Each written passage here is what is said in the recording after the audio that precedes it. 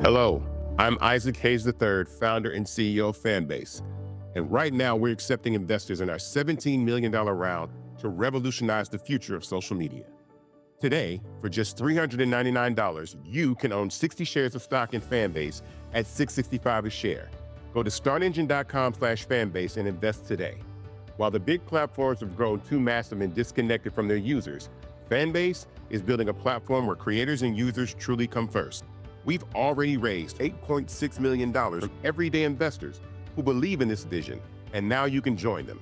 This is your chance to invest in a social media tech company with over 1 million users that is disrupting media by allowing anyone to reach all of their following and monetize their content from day one.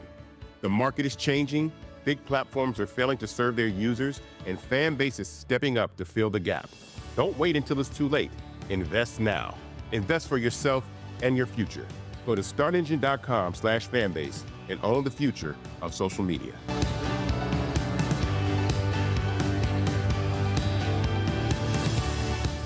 Folks, Black Star Network is here. Hold no punches. I'm real revolutionary right now. Support this man, Black Media. He makes sure that our stories are told. Thank you for being the voice of Black America, Roland. Stay black. I love y'all. All momentum we have now, we have to keep this going. The video looks phenomenal. See, there's a difference between Black Star Network and Black-owned media and something like CNN. You can't be Black-owned media and be scared. It's time to be smart. Bring your eyeballs home. You dig?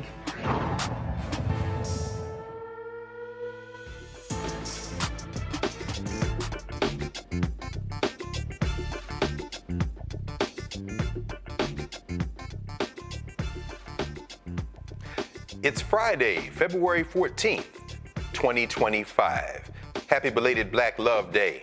This was a day founded in 1993 by Ayo Handy Kendi right here in the District of Columbia. It's Valentine's Day other places, but here we'll say it's an extension of Black Love Day. I'm Greg Carr, sitting in the big chair for Brother Roland Martin.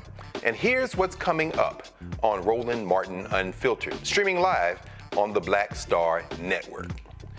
We'll discuss the 14 states that have filed a federal lawsuit against the twice-impeached, criminally convicted felon-in-chief, Don the Con Trump, and his co-president, maybe even the president, Elon Musk.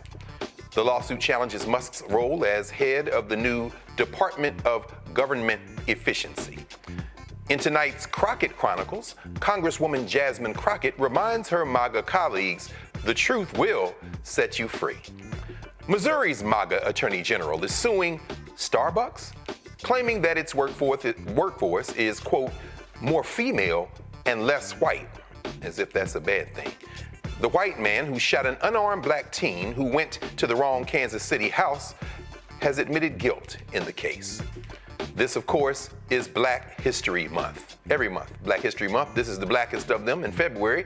And we will talk with the 30th president and 8th female president of the Association for the Study of African American Life and History about their annual luncheon. It's coming up a week from this Saturday, and you can still get tickets. It's time to bring the funk on Roland Martin Unfiltered, streaming live on the Black Star Network. Let's go. He's got it. Whatever the miss, he's on it. Whatever it is, he's got the scoop, the fact, the find. And when it breaks, he's right on time and it's rolling. Best believe he's knowing. Putting it down from sports to news to politics. With entertainment just for kicks, he's rolling. It's on go, roll, roll, y'all. It's Roland Martin, rolling with Roland now. He's funk, he's fresh, he's real, the best, you know he's Roland Martin now.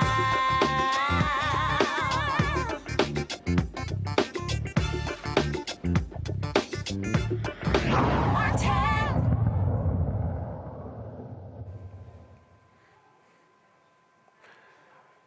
Unelected private citizen Elon Musk's DoGE is facing lawsuits, fancy that, from 14 states across the country, claiming he wields excessive power over the federal government. Additionally, MAGA supporters are expressing outrage because Judge Tanya Chutkan, you'll remember her from the federal case against Donald Trump, is here in D.C., is one of the judges determining how much authority DoGE should have. Devin Ambrose, the Senior Director of Courts and Legal Policy at the Center for American Progress Action Fund, will join us now to discuss this issue. Welcome to Roland Martin Unfiltered, Brother Ambrose. I appreciate you having me. I wish I didn't have to come on every time there was a constitutional crisis. Would love to just come on and shoot the breeze one day.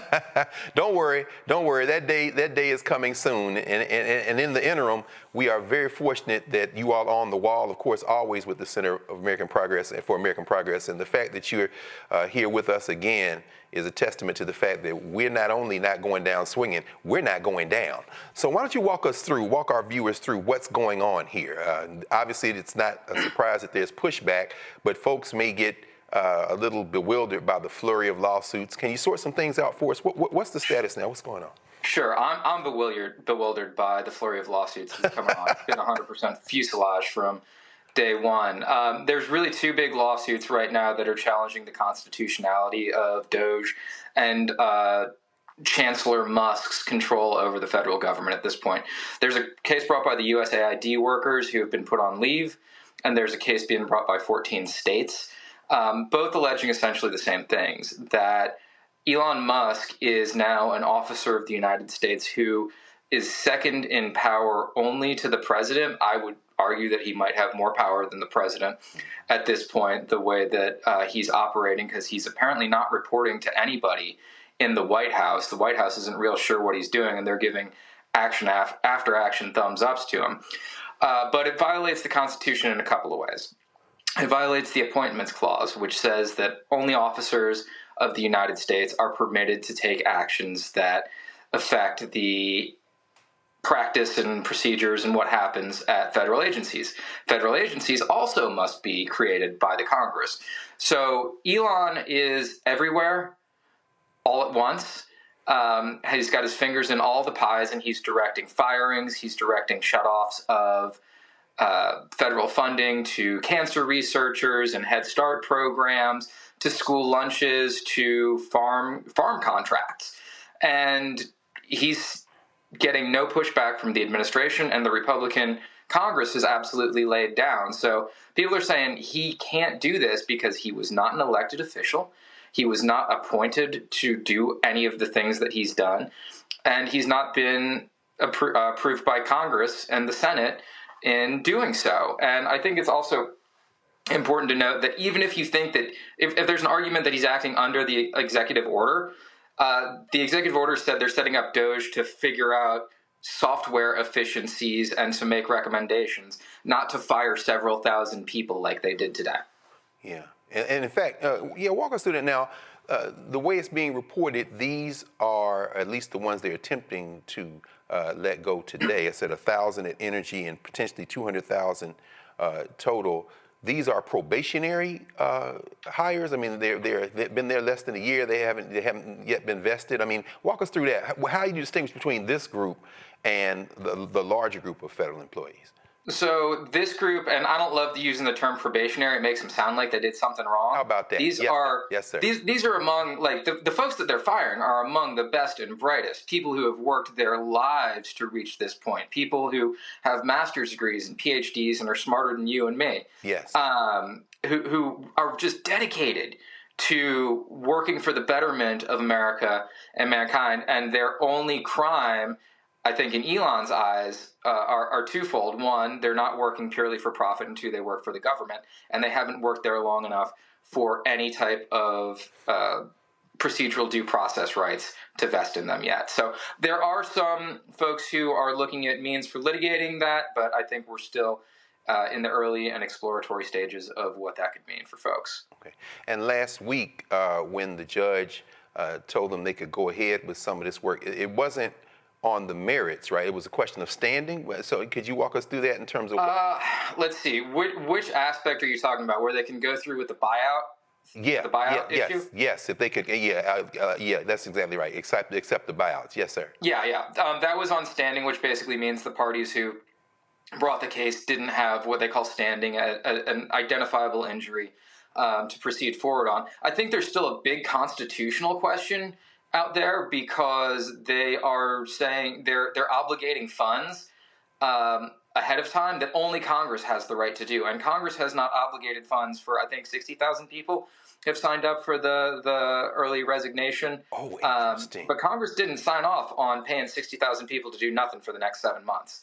And if you want to talk about waste, fraud, and abuse, well, Elon's right there wasting your money on people who aren't doing work who would otherwise be serving the public.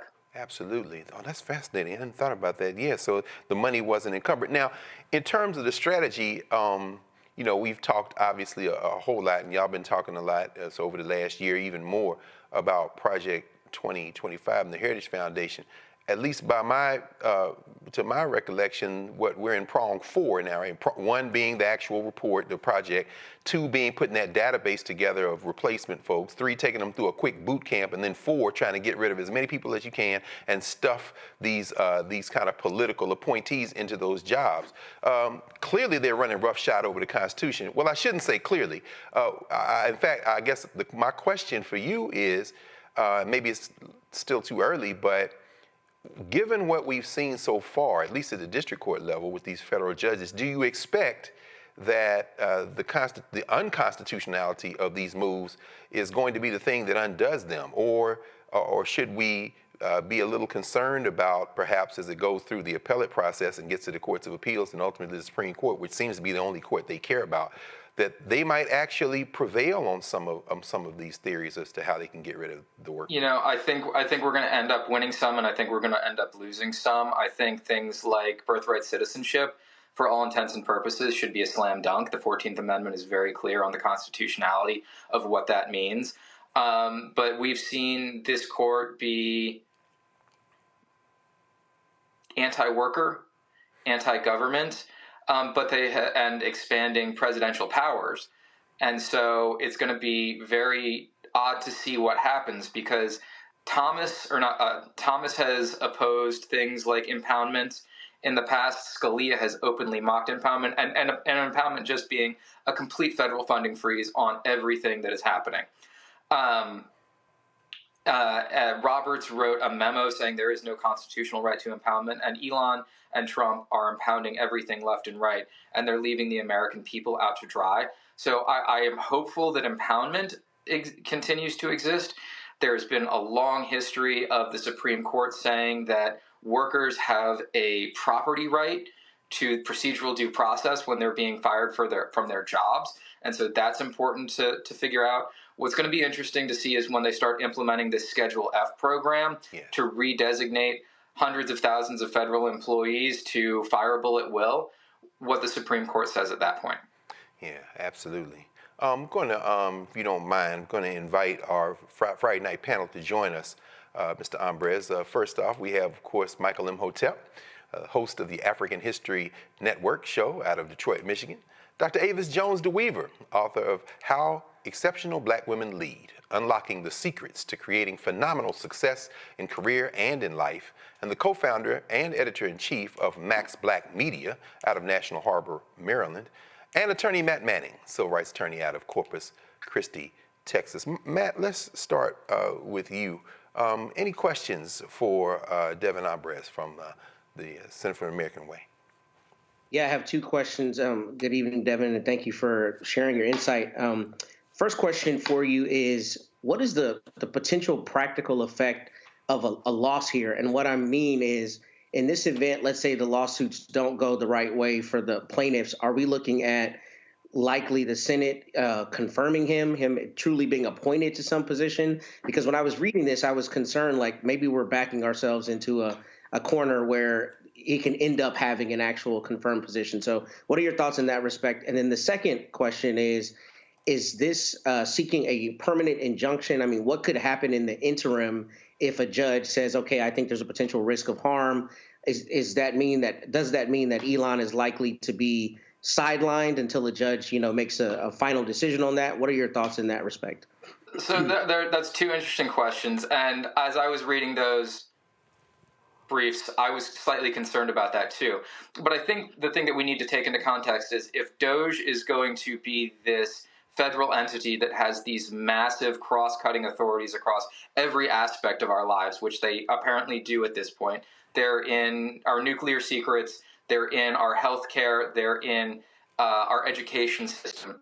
Congress is going to need to create some type of framework and system that DoGE could populate and Elon or would have somebody be the head of. So in order to get that, they would actually have to create this type of body, which is going to take, I think, a fair amount of work. And I think it would still have to overcome a 60-vote threshold. So I think that is a possible bulwark to all of this. If it comes down on our side and DoGE is sidelined, because oftentimes courts will look at enjoining activities if there is an opportunity for irreparable harm and if the plaintiffs are likely to win on the merits. And I think that there is a strong possibility that they could win on the merits because they've listed 5 different things, including our Supreme Court, our new Supreme Court's favorite thing, the major questions doctrine, because certainly what they're doing is questions of major political and economic importance. And so if there is a temporary restraining order, that would I think, to a degree, sideline Elon. The thing that concerns me at that point is if Trump just blows through that and says, we don't care, we're going to do this anyway. I mean, we're already in a constitutional crisis now. At that point, the Constitution is out the window and Trump is lighting it on fire. Right. My goodness, and it sounds like J.D. Vance and Attorney General Biondi, they're chomping at the bits. Well, they think they're Andrew Jackson or somebody. This is in the Indian Removal Act, which is bad enough. They just going to say, we don't care. Do you have an army? So thanks, Matt. Dr. Avis, it's good to see you, sis. Any questions and conversation for Devin? Absolutely. And great to see you too, by the way. I have to say you were going in the direction there of where my question was, because clearly this administration has shown that they really don't give a damn about what the Constitution says. They don't give a damn about rules and procedures. They don't give a damn about whether or not they have the authority to do what they're doing. They're just doing it anyway. And what makes me more concerned, even though we have seen some relief by some court decisions thus far at the federal level, my concern is that this is the first case that I know of that's specifically targeting Elon Musk that is acting, honestly, as an independent citizen in this very lawless way. Let's just continue to play that what-if game, right? So what if the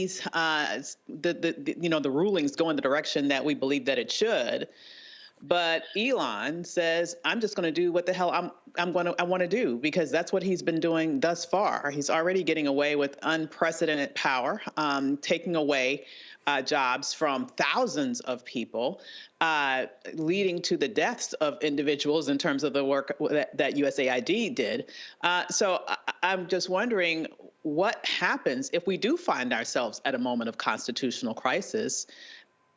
What's the next move? Yeah, no, and that's something that we're all struggling with right now. There are things that the Supreme Court could ostensibly step in. I think when you saw the last couple of days with the Eric Adams pay for play scandal playing out, where Justice Roberts and Justice Kavanaugh's clerk, who was also an 8-year Army Ranger with 2 Bronze Stars, called it corrupt. He was not writing that letter to Emil Bove, the Assistant Attorney General. He was writing that to Roberts and Kavanaugh. He was telling them, this is what is going on, and this is going to be upon you soon.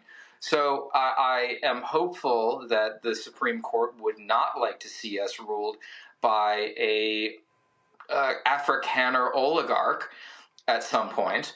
But what would intrigue me more is that judges have a lot of individual power, and they can impose civil contempt penalties against somebody. And you can impose $1 million a day against Elon for the rest of his life, and that's not going to matter. But what if a federal judge starts imposing $100 million a day fine on Elon to personally pay?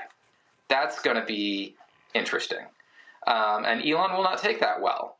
But that is, we have to start thinking outside the box of ways to wrest power from megalomaniacs. Thank you, Dr. Avis, and I must confess, Devin, I mean, for those who are fighting the legal fight and have been fighting it for so very long, there is something very energizing if there is indeed a rule of law in this country. Imagine that. And I'm assuming that these young people who he has rifling through people's papers, they're not immune either. I think a fine of any amount might be too much for the muskrats. So, but at any rate, let's go to Mike Imhotep. Brother Imhotep, any questions for Brother Devin? Yes, Dr. Greg, good to have you on Frederick Douglass' birthday also, February 14th. Yes, sir. Can't forget that. No doubt. All right. Okay, Devin, I know you mentioned the Appointments Clause, so I think you were referring to the Recess Appointments Clause, Article 2, Section 2 of the U.S. Constitution. Am I correct? No, I was actually referring to the Appointments Clause regarding an office, and it might be. I don't have the Constitution in front of me, so I apologize. Okay. But just the appointment of officers requiring Senate approval. Okay, so because Article 2, Section 2, the Appointments Clause I was talking about, that refers to the president being able to fill vacancies during a Senate recess. And that was floated in late November 2024 after Trump unfortunately won the election, trying to speed up the process of filling vacancies. So with this here, I know NBC News has an article dealing with the 14 states filed a lawsuit arguing Elon Musk's authority at DoGE is unconstitutional. I was trying to find out what type of violation of the Appointments Clause are the 14 attorney generals saying that Donald Trump is committing in appointing Elon Musk? They're saying that he is so the Appointments Clause that we got into what feels like 10 years ago, the Recess Appointments Clause, is not applicable here. Certainly, at least not yet. They are arguing that under the Constitution, that only an officer of the United States is allowed to direct the actions of federal agencies and departments, and federal agencies and departments must be, 1, created by statute by the Congress, and 2, be directed by a Senate-confirmed officer.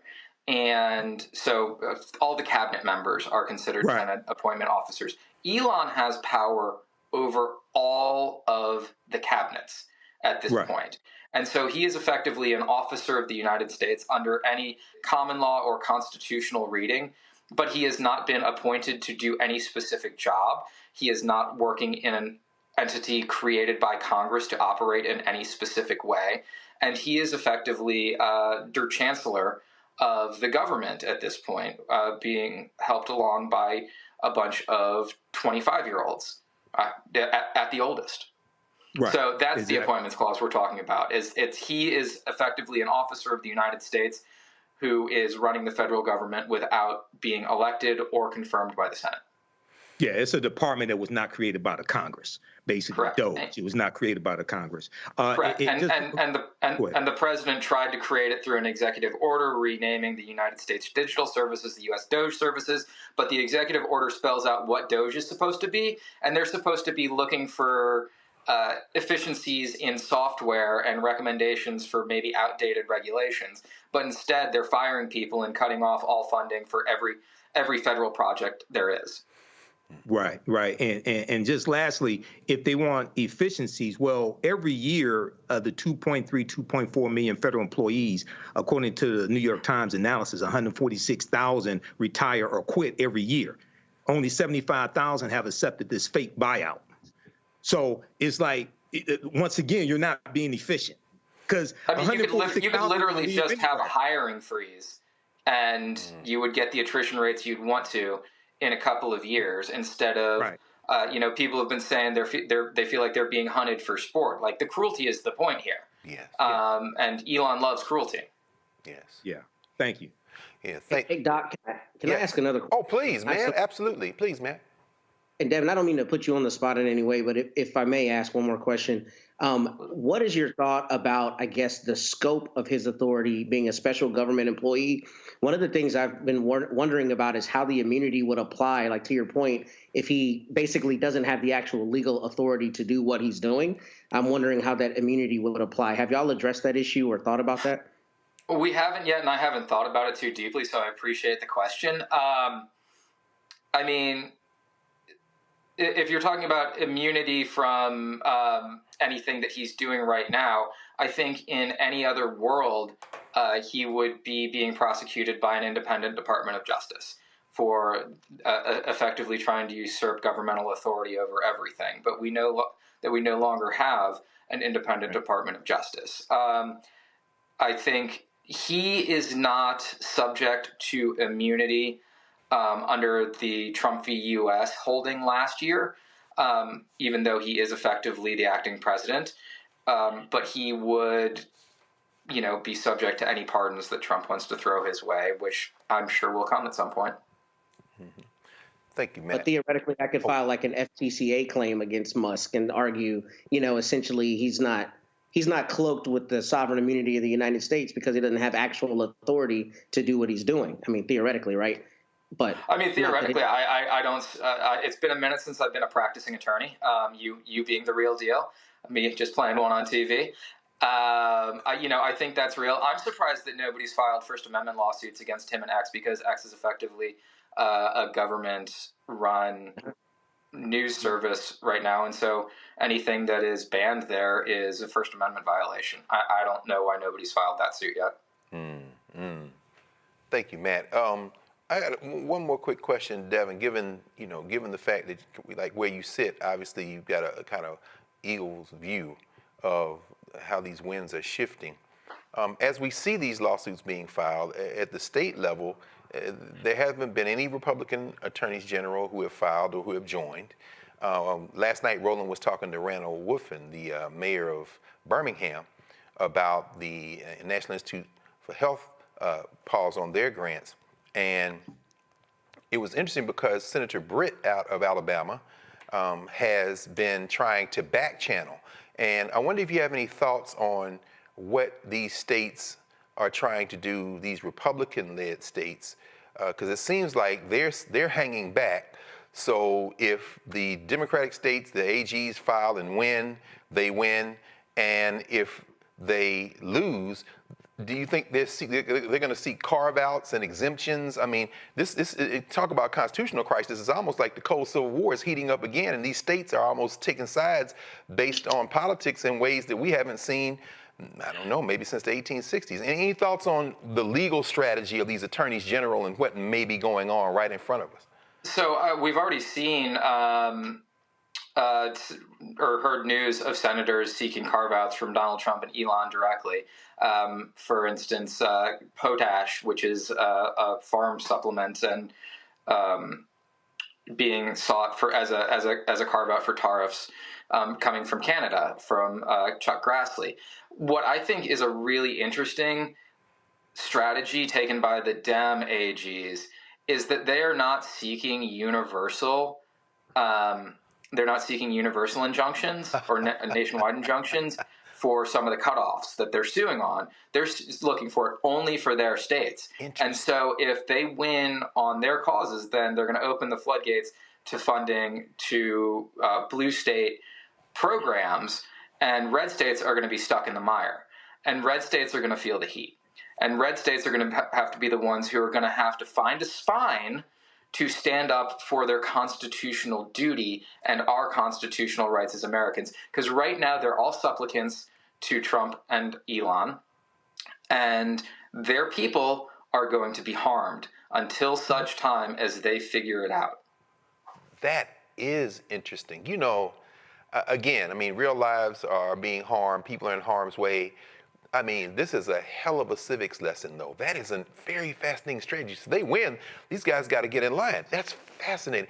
Hey, listen, thank you for spending some time with us. We'll obviously be calling on you again in the near future to continue this. Devin Ambrose, Senior Director of Courts and Legal Policy for the Center for American Progress Action Fund. Always good to be with you, man, and we look forward to talking with you again. All right, appreciate all you do. Thank you. You too, man. So we will be back in a moment here at Roland Martin Unfiltered.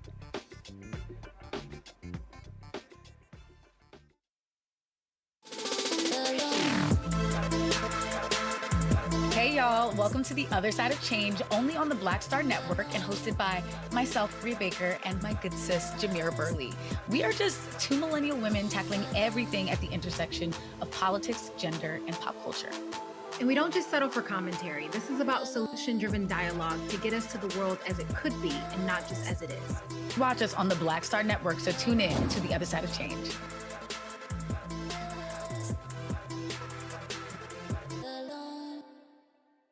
What's up, y'all? Look, Fanbase is more than a platform. It's a movement to empower creators, offering a unique opportunity for everyday people to invest in Black-owned tech, infrastructure, and help shape the future of social media. Investing in technology is essential for creating long-term wealth and influence in the digital age. The Black community must not only consume tech, we must own it. Discover how equity crowdfunding can serve as a powerful tool for funding Black businesses, allowing entrepreneurs to raise capital directly through their community through the Jobs Act.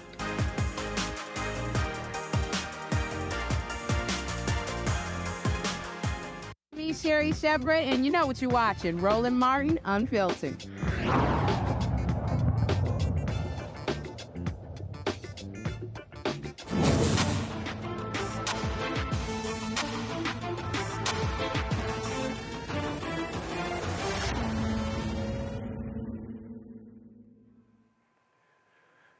In tonight's edition of the Crockett Chronicles, Texas Congresswoman Jasmine Crockett lets it be known to MAGA that if you're questioning the Democrats, it's time to face the truth. Thank you, Mr. Chair. And just in case I go over, I just wanted to note that the previous speaker went over by a minute. We've heard a lot about the fact that Democrats have been talking about Elon Musk. And let me give you a news alert. We're not gonna stop talking about him. We're gonna keep talking about him until he is out of here. Now, if he wants to be elected or appointed and confirmed to something, then so be it. But as of right now, we have somebody that for whatever reason, I don't know if y'all just trying to play in our face because you think we're stupid, or if you literally just cannot see the difference in a George Soros and a Bill Gates. But let me give you a little bit of the difference. Number one, George Soros nor Bill Gates ever somehow decided to turn off the spigot of money that was going through to various organizations and agencies to the extent that it had actually been ordered by law that they should have access to it, to the extent that people are dying. There are people that have died as a result of this antic, and there are now farmers that are screaming that they may lose their family farms because we have over $500 million worth of food that is sitting and not going anywhere because of the attempt to shut down USAID. So let me tell you, that is the big difference between the two of them. And let me also tell you that a big difference between Democrats and Republicans is that we don't just say we believe in the Constitution, but we walk it like we talk it. What does that mean? That means that if we believe in the Constitution, we don't just pick out the Second Amendment and say that it is limitless, nor do we pick out the First Amendment and say that it is limitless. The thing about the Constitution is that it has always been a balancing test. There are limits to this. And right now, what we continue to hear from a certain side of the aisle is that there are no limits to this lawlessness. In fact, there are limits. And I can tell you that one of those limits typically is around hate crimes.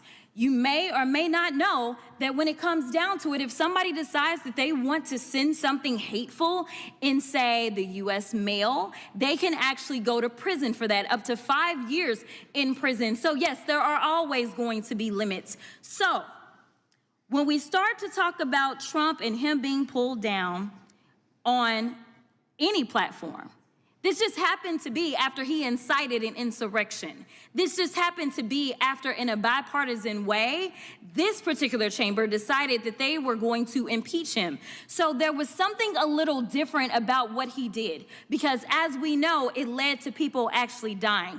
But let's talk about who's doing the nefarious things with the tech giants.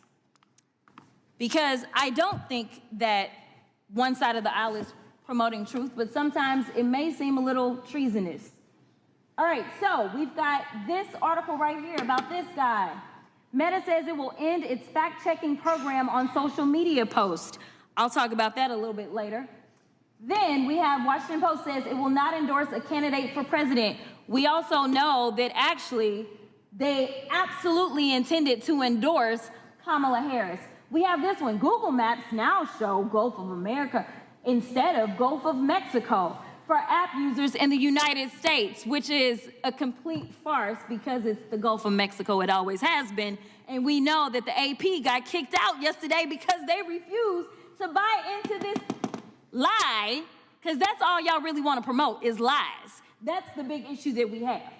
Elon Musk boosted false U.S. aid conspiracy theories to shut down global aid. Now, while he was boosting those lies about U.S. aid, and he was stopping money going for, say, things such as Head Start, somehow the only money that didn't stop was the money to him and his organization. Now, I don't know how you can have him be the watchdog as well as the guy that is literally living off of the government. If we want to talk about government welfare, it looks like Elon Musk, because it's my understanding that just on yesterday, a new contract was approved for approximately $300 million for Elon Musk. So listen, I just want y'all to be honest. You want to sit here, you want to lie, because so often we hear, well, you know, yeah, we did lie. In fact, he admitted that he lied when he was in the Oval Office yesterday. But if it's a lie that will get you into office, such as saying, I know nothing about Project 2025, yet on day one, you literally do everything that you can to implement it, including making sure that you put, say, one of the main architects of Project 2025 over the OMB, it's okay, so long as you get the power that you seek. The problem is that the game is going to be on the American people. And when I say the American people, I mean all of us. Unfortunately, I am also stuck in the twilight zone because of the lies that were allowed to be propagated.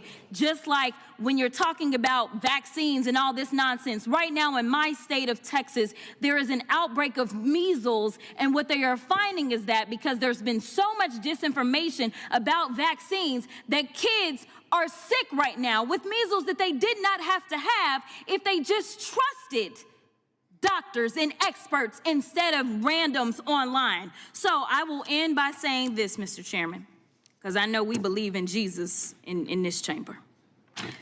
In John 8:32, it says, the truth shall set you free. So maybe we should focus on a little bit of truth in this chamber. My goodness, Jasmine Crockett has been speaking truth to power. Dr. Avis, from where you sit, obviously Jasmine Crockett is establishing a standard in terms of how this foolishness needs to be pushed back. What's your assessment of what Democrats have been doing so far? Because we don't seem to see that type of fire. I mean, there obviously are exceptions, but what's your assessment of what Democrats are doing up to now in the federal legislature, and what do you think they should be doing? How unfiltered am I allowed to be? Now, you know, you hear from the founding, Doc. You already know what this is. We're 2 blocks from the White House, so I know if they come busting up in here, you know, knuck if you buck. But I'm just saying, go ahead.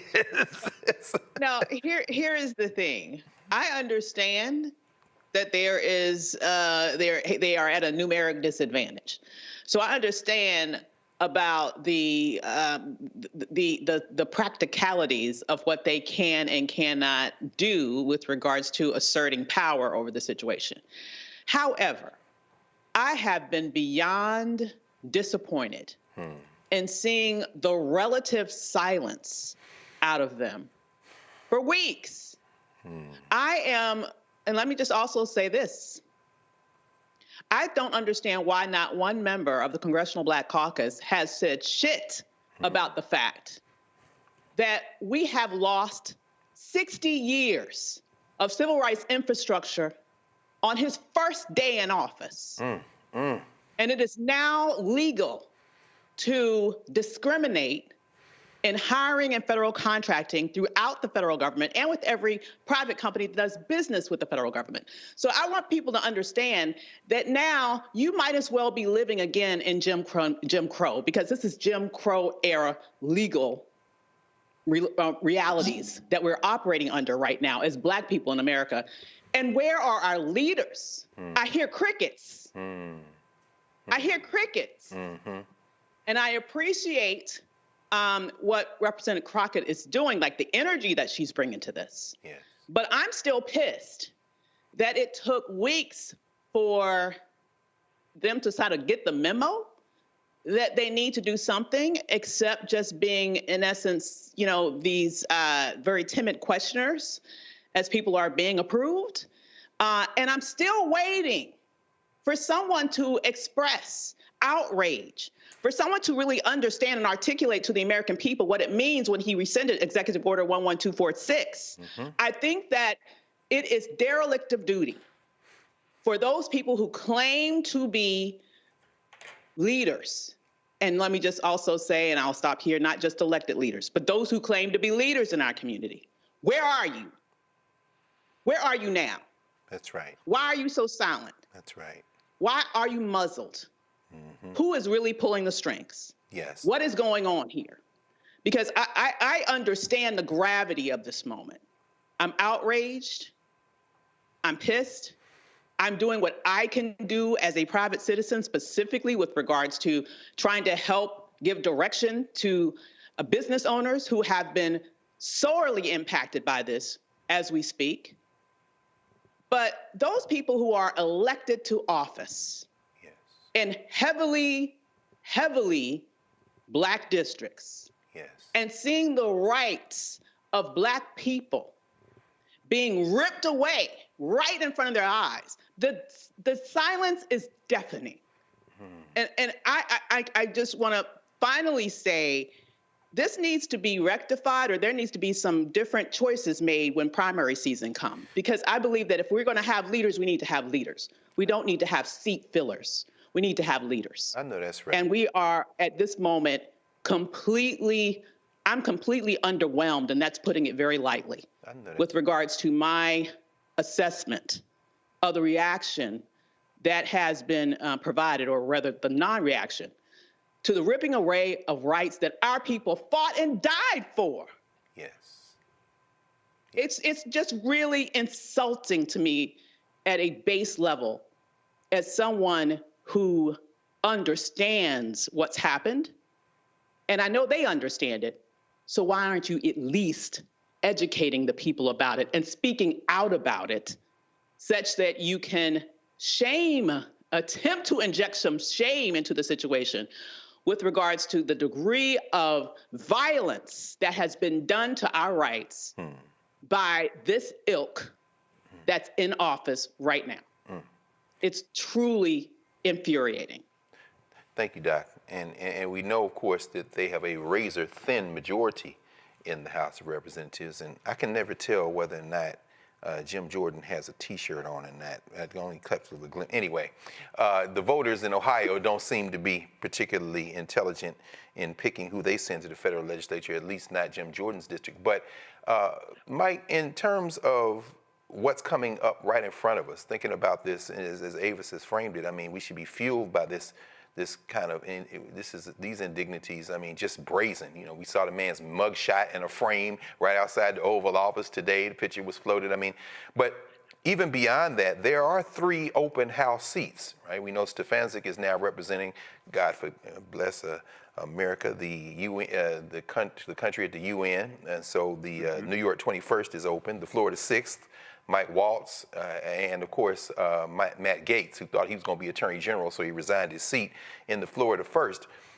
In the short term, how should people be thinking? And of course, we know 90 million people didn't vote at all, so which was the biggest number between Trump or Harris. But how should people be thinking about what they can do right now to get organized and to move? As Ava said, she's not waiting on any congressperson. We're going to do what we can. And are those 3 seats in play? The media will tell us that they're in blood red districts, but what's your opinion? Well, first of all, I think to be engaged, number one, people need to be informed. That's why you need to watch the Black Star Network. Stop listening to black social media disinformation agents, because they helped you get into this position in the first place when they told you don't vote for Kamala Harris. You see Project 2025, you see it being implemented right now. New York Times has an extensive analysis that breaks down how in the first 23 days of Donald Trump's administration, he's implemented 60 measures that come right from Project 2025, whether they are executive orders or memos or what have you. And then also you want to organize. Now, back during the first Trump administration, you had a lot of people all over the country that organized based upon the document called Indivisible. And Indivisible was put together by former congressional staffers, and it dealt with fighting against the Trump administration. And it has strategies and taught you to understand civics and how to put pressure on your member of the House of Representatives and your member of the U.S. Senate, because you and other people like you in those districts and states can vote those people out of office. So you have people now who are revisiting that. Indivisible is being formed in different chapters across the country. And it was, we know a couple Wednesdays ago, Indivisible organized a national day of protest, 50-51, 50 states, 50 protests. They protested at state capitals on one day. And we keep in mind, going back to the first Trump administration, when they saved the Affordable Health Care Act and John McCain gave the thumbs down, that was a result of pressure coming from everyday citizens organizing, visiting their members of the House of Representatives every Tuesday, visiting their members of the Senate, et cetera, and putting pressure on them to save the Affordable Health Care Act. Also, we have to understand how, with the measures that Trump is implementing right now, the downsizing of the federal government, okay, almost 19% of federal employees are African American, but the measures that he's putting in place are hurting everybody. The New York Times has an extensive article talking about how farmers who voted for Trump are being hurt, whether it's him putting a pause on the Inflation Reduction Act, shutting down USAID, et cetera. And then remember the trade war that Trump started with China, which killed the soybean market for farmers here. Okay, so then the U.S. government had to do $26 billion in aid for farmers using taxpayer dollars because of him. So we have to, it's so much going on at the same time, but we have to organize, educate ourselves, understand civics, understand the law. And lastly, African Americans have to redirect dollars from businesses that have stopped diversity, equity, and inclusion, or roll back from that, redirect those dollars to black-owned businesses. Because a lot of times people are like, there's a campaign to don't spend any money on February 28th. That's the last day of Black History Month. You should be spending money with black-owned businesses. See, we still haven't figured this out. Yeah.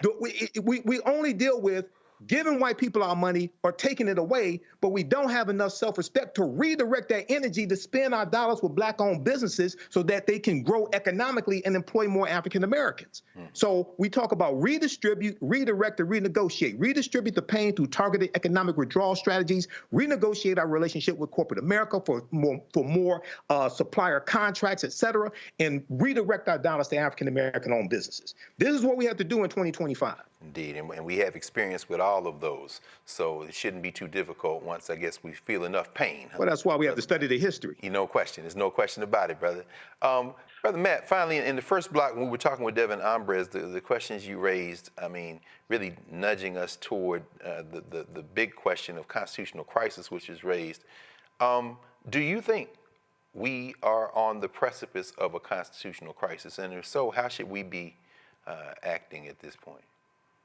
So, yes, Doc, and I appreciate that question. I had lunch with a couple lawyers and we were talking about it. And what's interesting that a lot of people don't realize, I'm sure you and Michael and Dr. Avis know, is the Supreme Court has never truly been a co-equal branch until like the modern era, essentially. When the country was founded, they were kind of the redheaded stepchild, if you will, of the branches. And it's interesting that they are having an outsized significance these days, considering in the history of this country, they have not. I tell you all of that to say, what concerns me is the big issue is the courts are responsive, but they're not something that reacts in real time. So what I've been racking my brain on is what do we do right now? Because lawsuits and everything are fine, but Elon Musk is looting the government today. That's right. And until I get in front of a judge and I get a judge to give me an order and I get them to adhere to that order, there's all kinds of damage being done. So yes, I think we're at a constitutional crisis now. But the question that I keep asking myself and that I don't have an answer for you on is what do we do real time? Because the problem is right now, maybe down the road, the Senate confirms Elon Musk, but there is so much damage done between today and that day, right? And what you do in real time, I don't know. I don't know whether it's some of the strategies that Michael mentioned, but I do know, and some of the things that Dr. Avis mentioned, I do know that what's not going to work is what we thought would work, what used to work.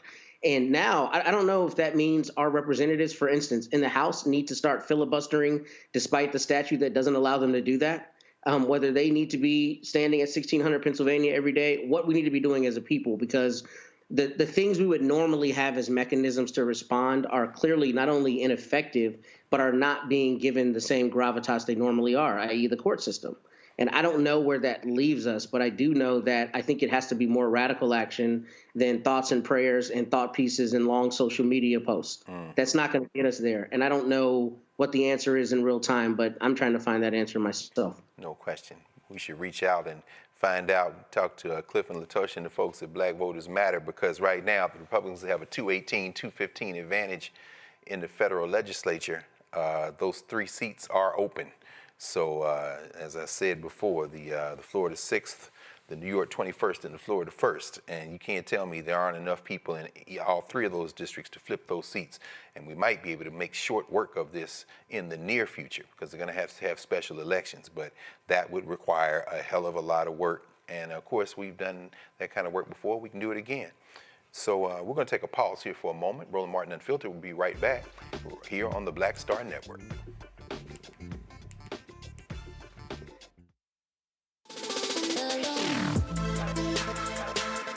Hey y'all, welcome to The Other Side of Change, only on the Black Star Network and hosted by myself, Bria Baker, and my good sis, Jamira Burley. We are just 2 millennial women tackling everything at the intersection of politics, gender, and pop culture. And we don't just settle for commentary. This is about solution-driven dialogue to get us to the world as it could be and not just as it is. Watch us on the Black Star Network, so tune in to The Other Side of Change.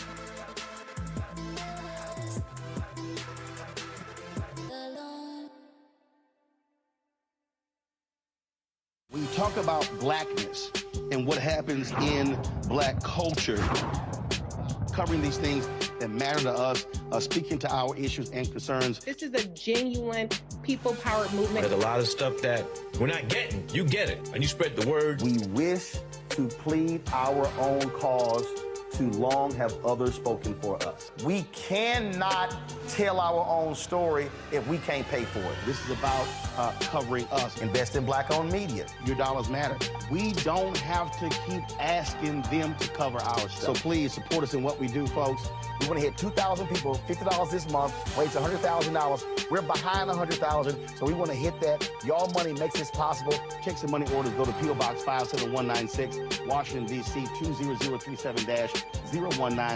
PayPal is R Martin Unfiltered. Venmo is RM Unfiltered. Zelle is Roland at RolandSMartin.com.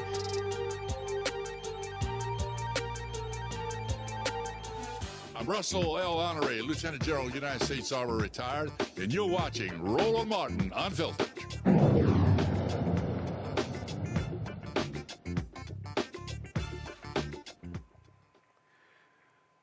If you've been noticing prices creeping up at the grocery store, or that new car costing way more than you expected, this next story probably has something to do with it. The twice-impeached, criminally convicted felon-in-chief, Donald the Con Trump, is looking to shake up America's trade policies again. At least that's what he's saying, pushing for what he calls, quote, fair and reciprocal tariffs. I hate to even use that phrase. What that means, well, it means if other countries tax American-made products, the United States could charge them the same kind of fees when they sell goods here. On paper, that might sound like a win for American businesses, but here's the catch. Those costs usually get passed down to us, the consumers. Yes, it's a tax. The tariff is a tax. So while the goal is to help U.S. companies compete, at least that's what they say, it should also mean that we pay more for everyday items from electronics to clothing. Trump's team has 180 days to figure out which countries could face these new taxes, and he's already pointing fingers at India, saying they tax American goods more than anyone else. And let's not forget China, Canada, Mexico. They're also on his radar, among others. In fact, let's add another country to that mix, one that hasn't been sitting back, one that has taken some preemptive action since he's had their name in his mouth with his little apartheid-era-born friend, Elon Musk, no doubt whispering in his ears or perhaps even pulling the puppet strings. South Africa is taking a bold and unapologetic stand against the United States after Donald Trump cut off all U.S. funding to the nation. In a move that could shake up global politics, South Africa is shutting down all American businesses within its borders and halting mineral exports to the United States. The message from Pretoria is loud and clear. Africa is not a beggar continent. A South African government spokesperson says the country, quote, will no longer be taken for granted. This is no small move. The United States earns over $25 billion in profits from South Africa every year, but that revenue will be gone. And it's not just businesses that will be losing. The minerals that power American industries will no longer flow. President Cyril Ramaphosa says that he has had enough of Trump's accusations, from land confiscations to so-called, quote, horrible crimes. The U.S. is also skipping the G20 talks in Johannesburg. Brother Mike, yeah, I saw little Marco say he wasn't going. The arrogance of Marco. And then, of course, the South Africans were like, fool, the meeting is in South Africa, but it's a global meeting. What the hell are you doing? Mike, what do you think, what do you make of these saber-rattling tariff threats and the fact that the rest of the world seems, if not yet ready to move on completely, certainly seems to be offshoring things and making other alliances and making other arrangements to perhaps hasten the decline, the inevitable decline of the U.S. empire? Any thoughts on either of these stories? Well, other countries are looking at how deranged Donald Trump is, and I would argue worse than the first time around. And they're making moves to protect their country, to protect their economy. With this right here, this is more saber rattling. But one, Trump doesn't really understand how tariffs work, and this is all designed to distract people from the fact that he has not brought grocery prices down, which he said would come down on day one, his first day in office. He also said he would end the Ukraine war his first day in office as well. That hasn't ended either, okay? The price of eggs are going up, and that's because tens of millions of chickens have been killed because of avian flu. And remember, in December 2024, when he was interviewed by Kristen Welker, I think it was December 2024, the month after the election, NBC News, he said, well, once prices go up, it's very hard to bring them down, okay? He was already backing away from bringing down grocery prices because he knew he could not do it. So now what he's going to do is try to distract with more saber rattling. But if he implements these reciprocal tariffs and the stock market tanks again, like it did on that Monday, the day before he was supposed to implement the 25% tariffs on Canada and Mexico, the stock market started going down, the futures market started going down. Then he backed off of that. The same thing's going to happen here. But this is all a con by Donald Trump the con, okay, to distract from the fact that he can't bring down the price of groceries. He does not know how to do that. All right, so this is what you're dealing with. Now, he keeps lying once again, like he did in the first term, that South Africans were taking land away from white South African farmers, things like this, okay? Well, first of all, as far as I'm concerned, they should take the land away because it's their land. Those are descendants of the invaders who came in 1652. Yeah. Okay, let's keep it straight. But what Trump and Musk, the South Africaner Musk, are saying that Cecil Ramaphosa and the South Africans are doing, taking away the land, punishing the white landholders, things like that. That's not what's happening. But let me just be the first to say, Elon Musk, go back to Africa. They don't want him, brother. They don't want him. And I wouldn't want him either. You know what I'm saying? Tell him to go back to Africa. No, yeah. Lord. Go back to Africa. I mean, I'm not quite sure. Is he a Boer? Is he an Afrikaner? He's an Afrikaner. Okay, yeah, so maybe he can go back to he can go back to Holland then. He doesn't need to go back to South Africa. He can, he can go back to the Dutch, and then maybe they'll take him. Who knows? But let me ask you, Matt, as we're talking about this and these stories, you know, a great deal of this seems to be around strategic minerals. We know China has cornered the market in so much of it. You know, even as we see Elon Musk and one of his children there on his shoulders in the Oval Office talking crazy, he certainly hasn't broken off relations with China. We saw this week that they just opened a $200 million battery plant in Shanghai, and Elon Musk's Tesla is the one that's operating the plant. What's going on here? Or do you think these tariffs will materialize? And what do you think the impact would be if they did? Well, let me first readily concede I don't understand all the economics, but from what I've read, many of the economists say this is not going to have the desired effect that he's intending for it to have. Now, I will tell you there's something interesting in one of the articles I read in preparation for today. I did not know that Germany, has a $72 billion trade surplus as between themselves and the United States, based on the imbalance of the tariff as it relates to American, products going to Germany as opposed to European products coming here. So maybe I'll be the unpopular voice and say that I would like to see how the economics on that shake out. That might allow some kind of negotiation that could be in the American interest. The caveat to that, however, is there is an a very far right anti-immigration movement in Germany right now that's terrifying. And it scares me, the idea of the United States and this authoritarian in chief in any way aligning with the Germans right now, who have, from my understanding, had a moratorium on any kind of extreme far-right policy parties being involved in the government. And that really, really concerns me. So I don't know if there's some deeper thing behind the veil that we can't see as it relates to the implementation of those tariffs. It's also interesting that you mentioned China, because that was my first thought. I mean, if China is being floated as public enemy number one for the United States, this seems to be counter to American first ideals. If you affect the standing of America on the African continent and you allow entree for China to continue to cement its foothold, that seems to me to be inconsistent with their focus. But I will say, the best part of all of this is I love that South Africa said, "Kick rocks, we don't need you."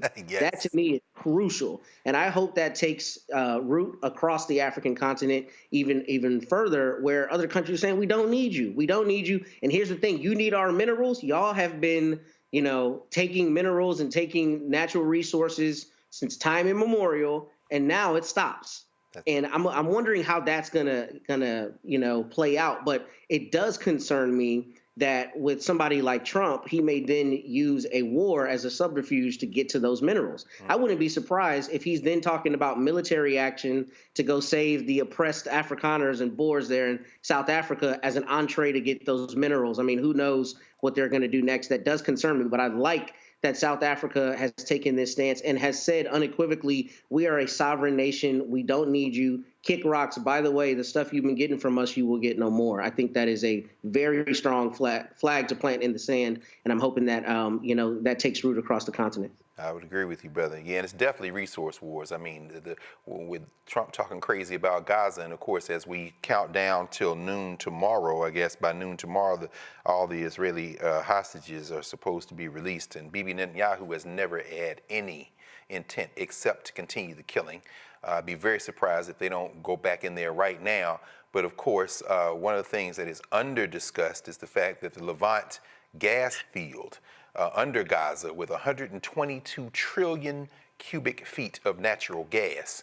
So people are talking about 2 million Palestinians. No, let's talk about 122 million cubic feet of natural gas in Gaza. These folks are fighting over resources. And Elon Musk is not in this. He's with the Chinese. And as the South Africans said the other day, there will be no vacuum. If the United States pulls out, China will be there. Dr. Avis, what do you make of these geopolitics? I mean, the United States has not sold more than it is imported since 1975, so this isn't a new issue. What do you make of this, and should we be concerned and paying attention to these moves? Well, you know, we always have to pay attention to these moves because at the end of the day, the American consumer is going to be left with the bill, number one. Also, I think it's very interesting, specifically as it relates to South Africa and some of the other ideas that they were floating around.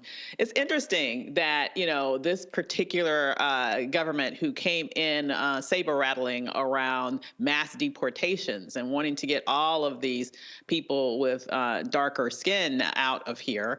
It's interesting how they wanted to open up the door for white South Africans. You know, it's just very interesting, is it not?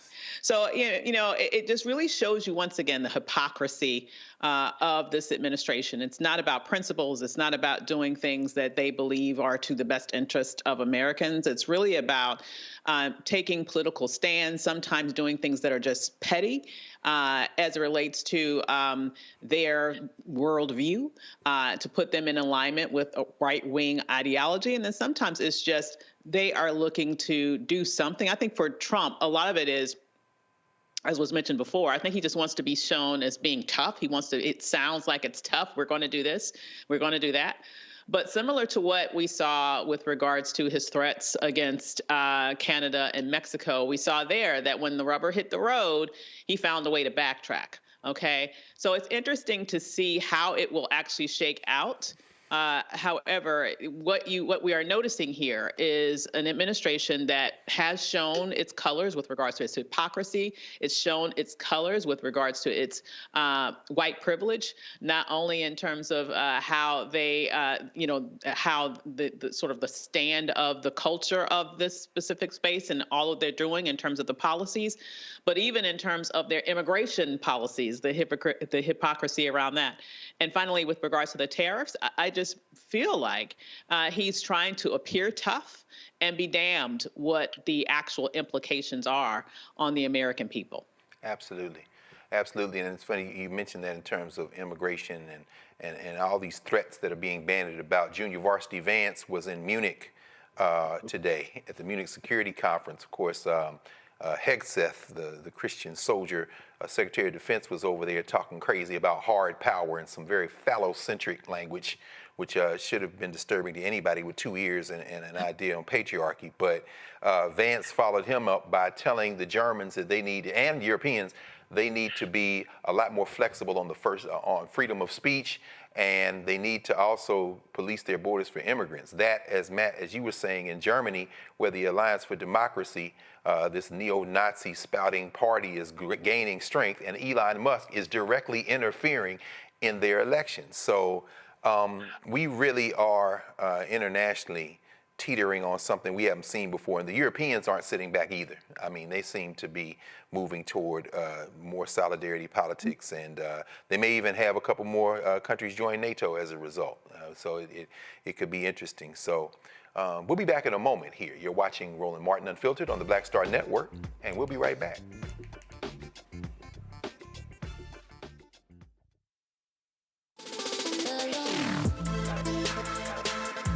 Hey y'all. Welcome to The Other Side of Change, only on the Black Star Network and hosted by myself, Rhea Baker, and my good sis, Jamira Burley. We are just two millennial women tackling everything at the intersection of politics, gender, and pop culture. And we don't just settle for commentary. This is about solution-driven dialogue to get us to the world as it could be and not just as it is. Watch us on the Black Star Network, so tune in to The Other Side of Change.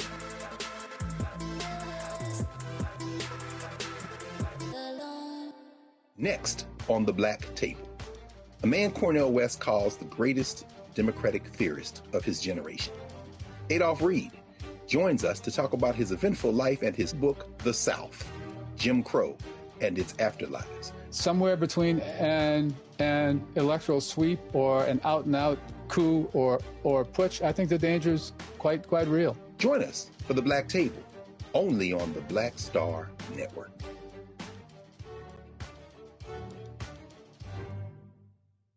This is Tamala Mann. And this is David Mann. And you're watching Roland Martin Unfiltered.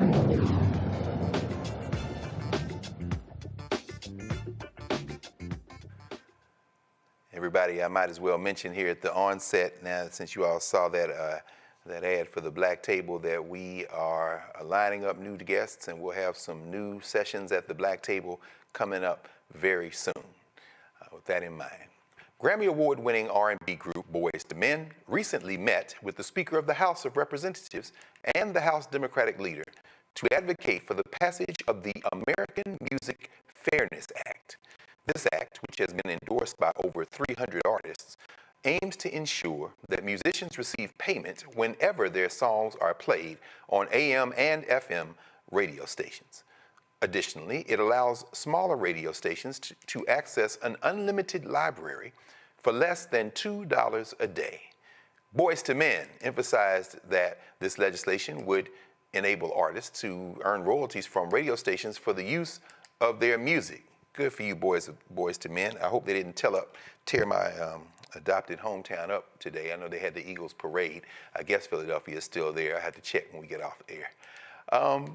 Let's go to Washington, D.C. and the John F. Kennedy Center for the Performing Arts, which of course has been in the news a whole lot the last couple of days. The twice-impeached, criminally convicted felon-in-chief strikes again. Donald Trump dismissed 18 members of the Kennedy Center for Performing Arts board and replaced them with individuals who share his views. As a result of this leadership change, several prominent artists have canceled their performances, and key board members, including musician Ben Folds and acclaimed television producer Shonda Rhimes, have resigned in protest. Shout out, by the way, to Issa Rae, who had a sold-out event that she canceled and said that all your money will be refunded. Additionally, dozens of D.C. residents gathered outside the Kennedy Center to express their disapproval of Trump's changes. Trump appointed Richard Grenell, the former ambassador to Germany in the first Trump administration, and former acting director of national intelligence, as the interim president of the Kennedy Center. Trump removed Deborah Rutter, the long-serving president, months before her planned departure. Dr. Avis, I don't know, I imagine you've had the occasion to go down to the Kennedy Center once or twice over the arc of your time in the district. Any thoughts on this development at the Kennedy Center? You know, I have to say, I know we've been talking a lot today around constitutional crises and extra constitutional actions. And I just want to say that we should not downplay the importance of this with regards to seeking to shape what we consider the arts in this country. You put that in the context of all the book bannings that are going on. You put that in the context of all these other appointments that are going on with sycophants and right-wing ideology as being the only sort of guiding theme through the departments that are being now reconfigured. And I would have to say, that our democracy has already been compromised. It's already lost. What we are experiencing now is an authoritarian system. And this is happening throughout government. It's happening throughout the arts. It's happening throughout culture. It's happening throughout what books you are even allowed to read. Democracy has already fallen. And this is just one additional example of how it is being played out. If it is not sanctioned by dear leader, you will not have access to it. That's what this means to me. And as someone who has enjoyed many a show and cultural experience at the Kennedy Center. Absolutely. I see this and I'm very, very much disheartened. I agree wholeheartedly, Avis. I mean, between us, probably can't count the number of times we've been to the Kennedy Center and the programming they do, which is all inclusive, everything from hip hop and gospel to jazz, white classical music, the exhibitions. Saw a great exhibition on South Africa last year. I mean, everything, the artists in residency. This is, you're right, they're taking an absolute jackhammer to the idea of cultural diversity. And anytime you go into the cemetery with your shovel and dig up Lee Greenwood and stick him on the Kennedy board next to Usher Vance and a bunch of other factory remainders, you're certainly sending a message that this is a white man's country. So yeah, that's it is something. Matt, any thoughts on this? Given, I mean, we've seen maybe the blackest Super Bowls halftime shows ever, although I guess after Jay-Z's Judas Goat contract is up, there'll probably be all country music from here on out. But in this moment of, this cultural turn where blackness is everywhere, how do you interpret this very, very deliberate message being sent by these white nationalists as it relates to the Kennedy Center? Let me say first as an aside, the problem with me being on this show is every week Michael says something that I was about to say and it's stolen into today's. So come to me first, Nick. Yes, sir. I got you, brother. I echo her sentiments, and she could not have laid it out more beautifully, but I think this is actually considerably more terrifying than it appears to be on its face. Her thoughts were beautifully trotted out, because that's exactly what I thought. This is very dear leader, authoritarian, like we're going to take the arts from you, right? I'm now controlling what is artistic and what's considered artistic expression. And I think the only thing I would add to Dr. Avis's comments in that respect, by extension, is I think what's going to happen is that the normalization of culture in this country is going to be centered on whiteness. So it's interesting that you asked about the Super Bowl, right? Because we were talking about that again at lunch. A lot of people who had an objection to Kendrick Lamar's performance in the Super Bowl, if you saw on social media, their objection was, this doesn't apply to me. Yep. They don't know the audience. This is not, what I want to see when I watch the Super Bowl. This is primarily conservative white people saying this, at least in terms of what I saw. Other people had different substantive complaints about it. But in terms of this is not for me, I think that is going to metastasize in what we see coming out of the Kennedy Center going forward. It's going to be Kid Rock, and it's going to be Americana. It's going to be whatever we think, meaning him and his cronies, think is, culturally appropriate for America. It's not going to be diverse, just like you said, all of the things that are normally in the Kennedy Center programming. So I think that is first a huge issue. But the second thing that I think is very interesting about this is I think this is actually a huge messaging mistake by Trump. And the reason I say that is we talk about it on this show all the time. He's always trying to make a narrative, him and his people, and make a message.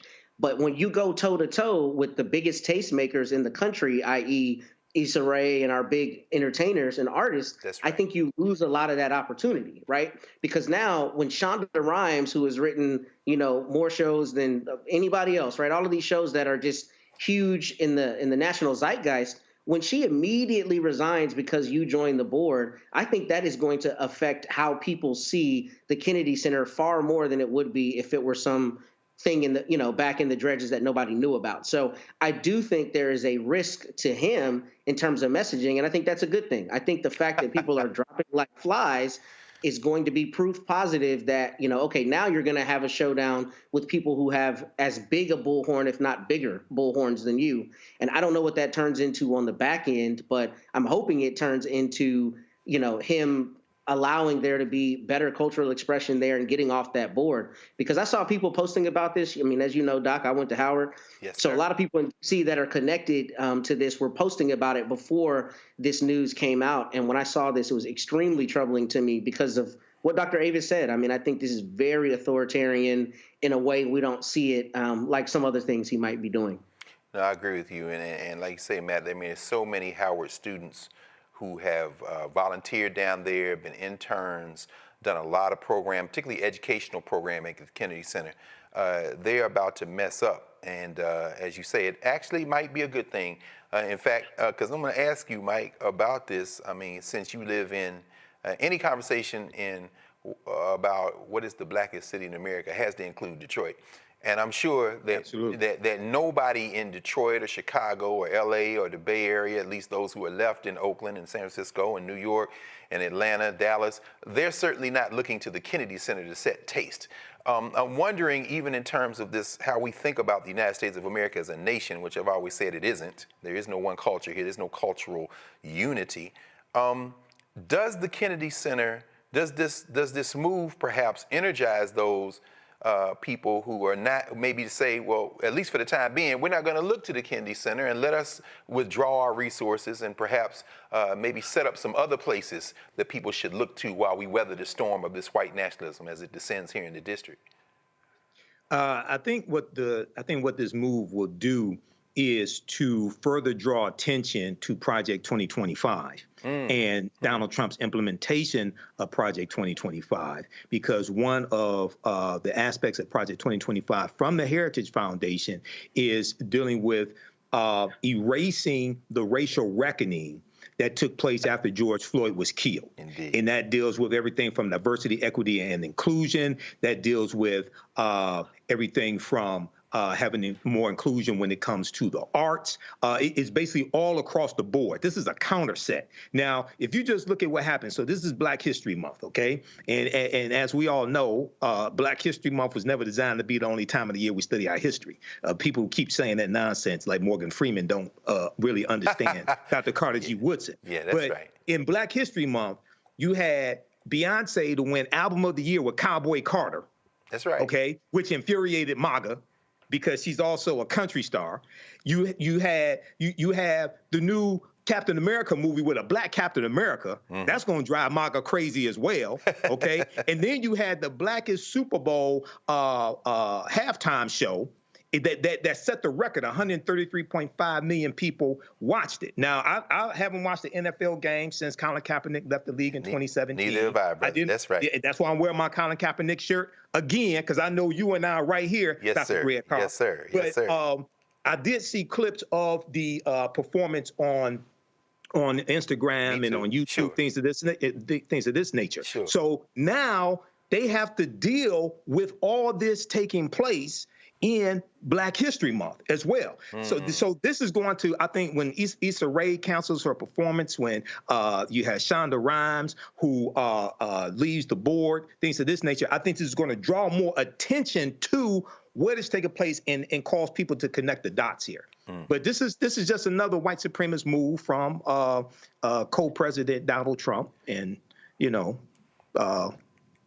the fight continues. No question. The fight does continue. And one thing about it, there are 330 million people in the United States of America, and birth by birth and death by death, they get less white every second. So if you think taking over the John F. Kennedy Center is somehow going to save you, my friend, let's just keep watching in this place called United States of America. You're watching Roland Martin Unfiltered right now on the Black Star Network, and we'll be right back.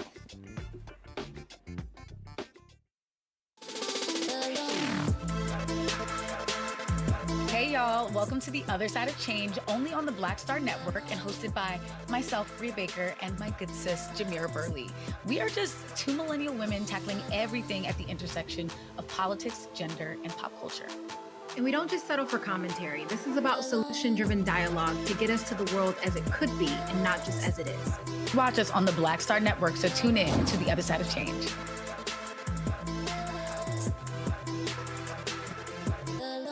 On a next, A Balanced Life with me, Dr. Jackie, the necessity of believing in things you can't see. It's called faith.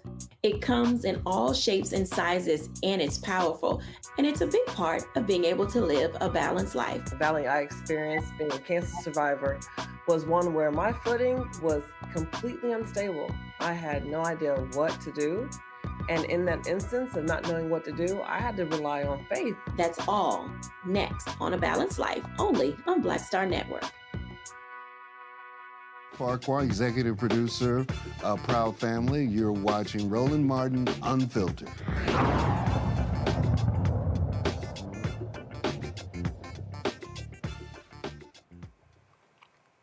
Missouri's Republican Attorney General, Andrew Bailey, has filed a lawsuit against Starbucks, accusing the company of, quote, systemic racial and sexual orientation discrimination. Bailey claims that Starbucks implements hiring quotas that result in a workforce that is, quote, more female and less white, end quote. I guess women can't be white. Starbucks employs approximately 211,000 people across the United States and operates about 200 locations in Missouri. As of August 2020, the company's U.S. workforce consisted of 69.2% women and 30.8% men, with 46.5% identifying as Black, Indigenous, people of color, meaning non-white, or unspecified, and 53.5% as white. By September 2024, the workforce statistics had changed to 70.9% women and 28.4% men, with 47.8% identifying as white. In 2018, Starbucks began implementing several diversity and sensitivity programs following the high-profile arrests of 2 African-American men in one of its Philadelphia stores. Matt, interested in your thinking on this. I mean, this just reeks of that colorblind constitutionalism that's often talked about in critical race theory.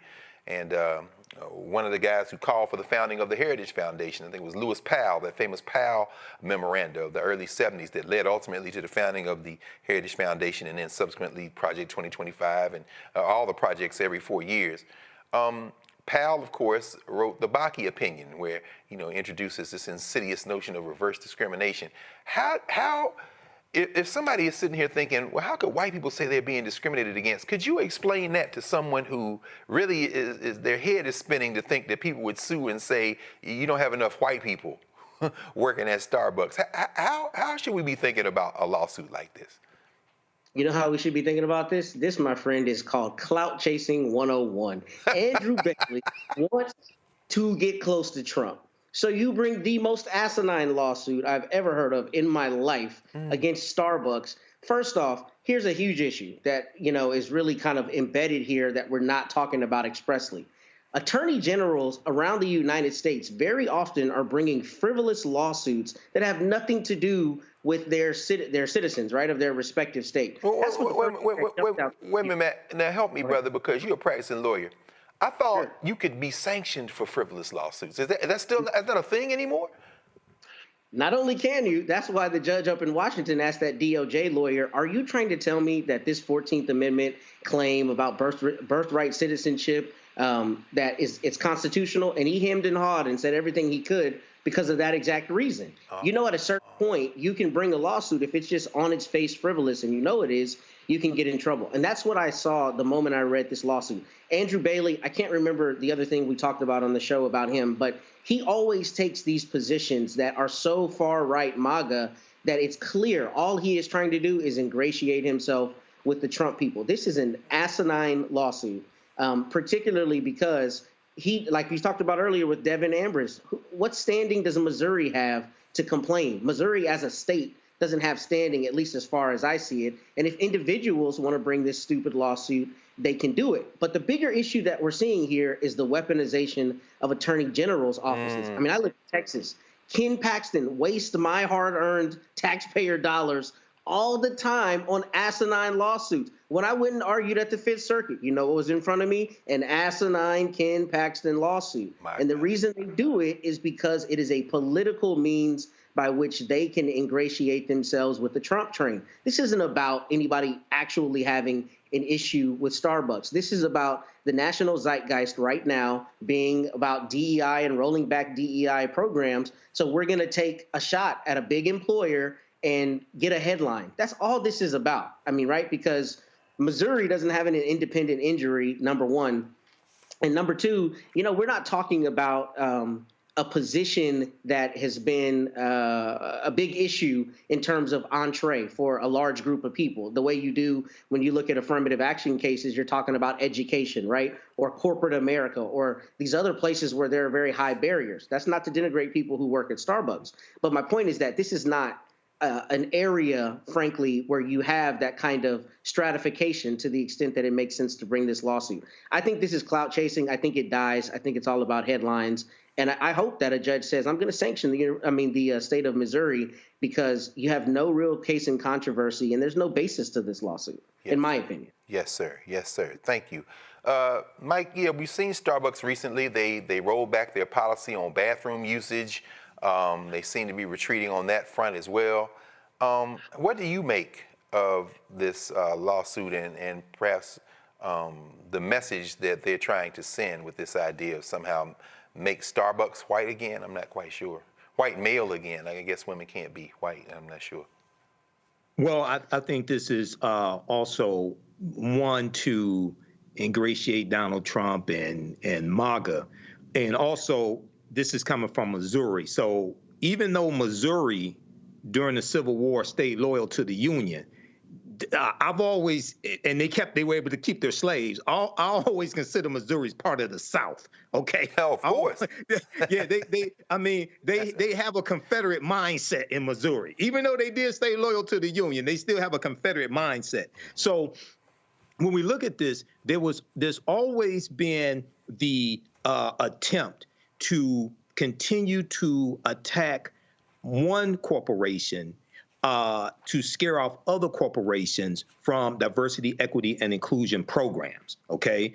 And this is something that Roland told the sisters that started the Fearless Fund when they were dealing with their lawsuit that was filed by white conservative activist Ed Bloom. He told them what they really want to do is scare off the corporations that have partnered with you, okay? Now, with Starbucks, wasn't Starbucks one because there's been so many companies that backed away and some that still embrace DEI like Costco? Yes. Wasn't Starbucks one of the ones that kept their DEI program? I want to say they were, but I know they rolled back that, after those brothers got caught up there on Market Street in downtown Philly, they said people could use their bathroom. I know, I don't frequent Starbucks.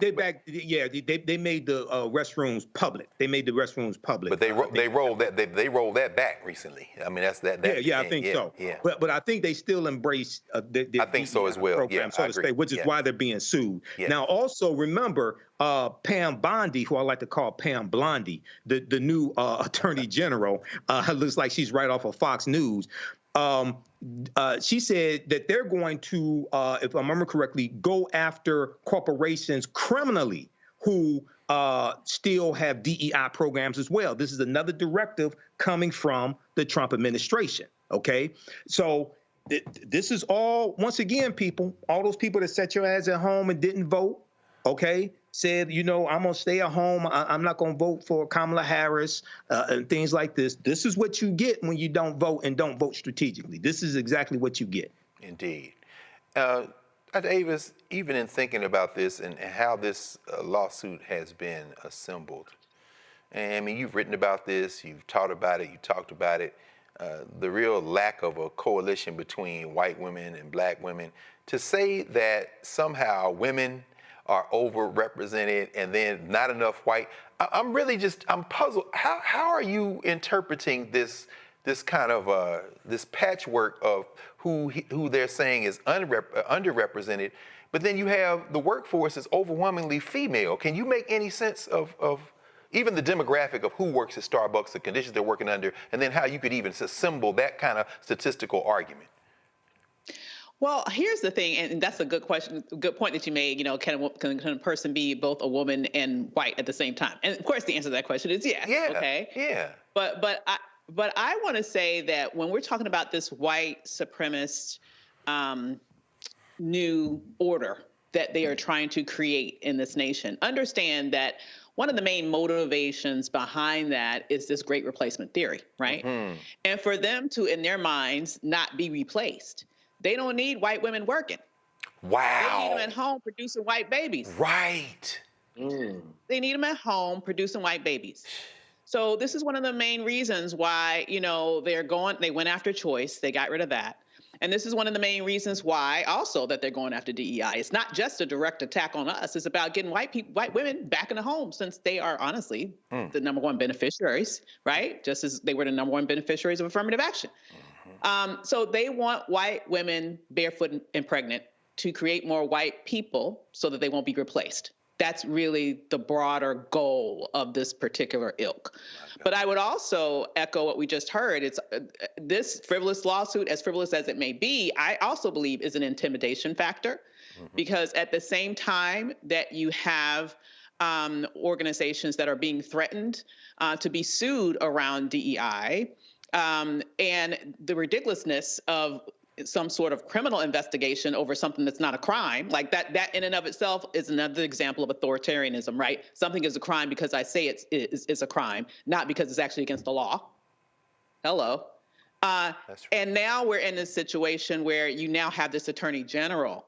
And the thing that I'm concerned about here, in all seriousness, though, is that the right is very, very coordinated. They are very coordinated and they are very organized. And what they do is when something happens one place, they mimic it all over the country.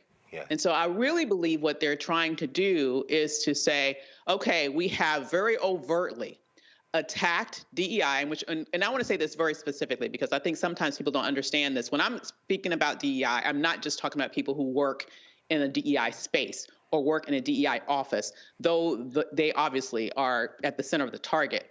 This goes to the ways in which organizations in the federal government and in private industry have worked to create systems of hiring to be able to consider a broader range of people such that there is more diversity in the workforce. So you don't have to be a DEI expert to be impacted by this. If you are Black and you are trying to get a job or you're trying to get a contract as a Black business owner, DEI policies expanded the pool so that you would be considered. All right. So what they have done in terms of going after the federal workforce, which is disproportionately, remember, historically, that was one of the anchors that helped to create the Black middle class. Absolutely. And still is disproportionately Black. Yes. So when they're going after the federal workforce, they're going after contracts that impact Black businesses. When they're doing that, they're going after, in large part, the Black middle class. My question when I see this is, are they going after the Black closer to working class? Yeah, oh, absolutely, absolutely. By saying, yes, under any circumstances, if we are seeing, we want to plant this thought in the mind of employers, don't hire that Black person, or else you might be sued. This is what they're going for now, honestly, in my mind. It's not about just these policies. It's not just about the economics of it in terms of the overarching trickle-down effects when you look at all these people getting fired. What they're really going after is a reordering of society. They are trying to create a reordering of society so that you have a sort of Jim Crow-like system where Black people are firmly at the bottom, socially and economically, in the moment in which they apparently thought America was great. So now we have the answer to the question of when was America great with regards to the saying, make America great again. Yes. They are trying to recreate that reality by making any company at every level think twice when it comes to hiring Black people or when it comes to awarding contracts to Black entrepreneurs. That's exactly what's going on here. And to me, as frivolous as this is, that is the broader motivation for it. Absolutely. I was trying to see if Starbucks posted some of its demographic broken down at the intersection of gender and race. And at least from their website, it appears that Black females only make up 5.8% of the workforce. Black males, 22.3%. But it looks like white females are 12.8%. Looks like the biggest group working at Starbucks, and this is as of 2024, the report says, looks like they have Latino female, Hispanic or Latinx might be the biggest group. Well, no, 9.3%. So white females are. That's a fascinating conjecture you just raised, though. Out of the workforce, in the house, having babies. And that's absolutely out of J.D. Vance's playbook. That's that hillbilly elegy right down to the studs. Oof, man, I tell you, these people are insane. Okay, y'all, we're going to take a quick pause. Roland Martin Unfiltered will be right back on the Black Star Network. Back in a moment.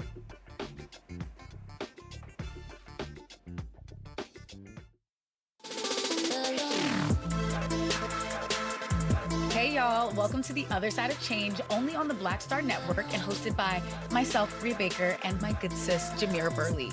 We are just two millennial women tackling everything at the intersection of politics, gender, and pop culture. And we don't just settle for commentary. This is about solution-driven dialogue to get us to the world as it could be and not just as it is. Watch us on the Black Star Network, so tune in to The Other Side of Change.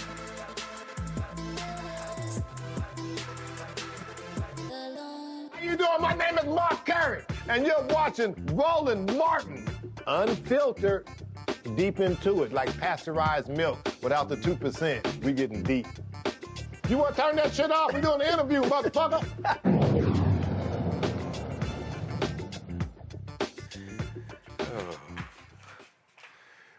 Mark Curry, man, I tell you, the white Missouri man who shot an unarmed black teen who rang the wrong doorbell pleaded guilty to second-degree assault. 84-year-old Andrew Lester was scheduled to stand trial next week on charges of first-degree assault and armed criminal action for the April 13, 2023 shooting of the then 16-year-old Ralph Yarl. Yarl survived the incident, thank the ancestors, and has since graduated from high school. As part of a plea deal, Lester is set to be sentenced on March the 7th.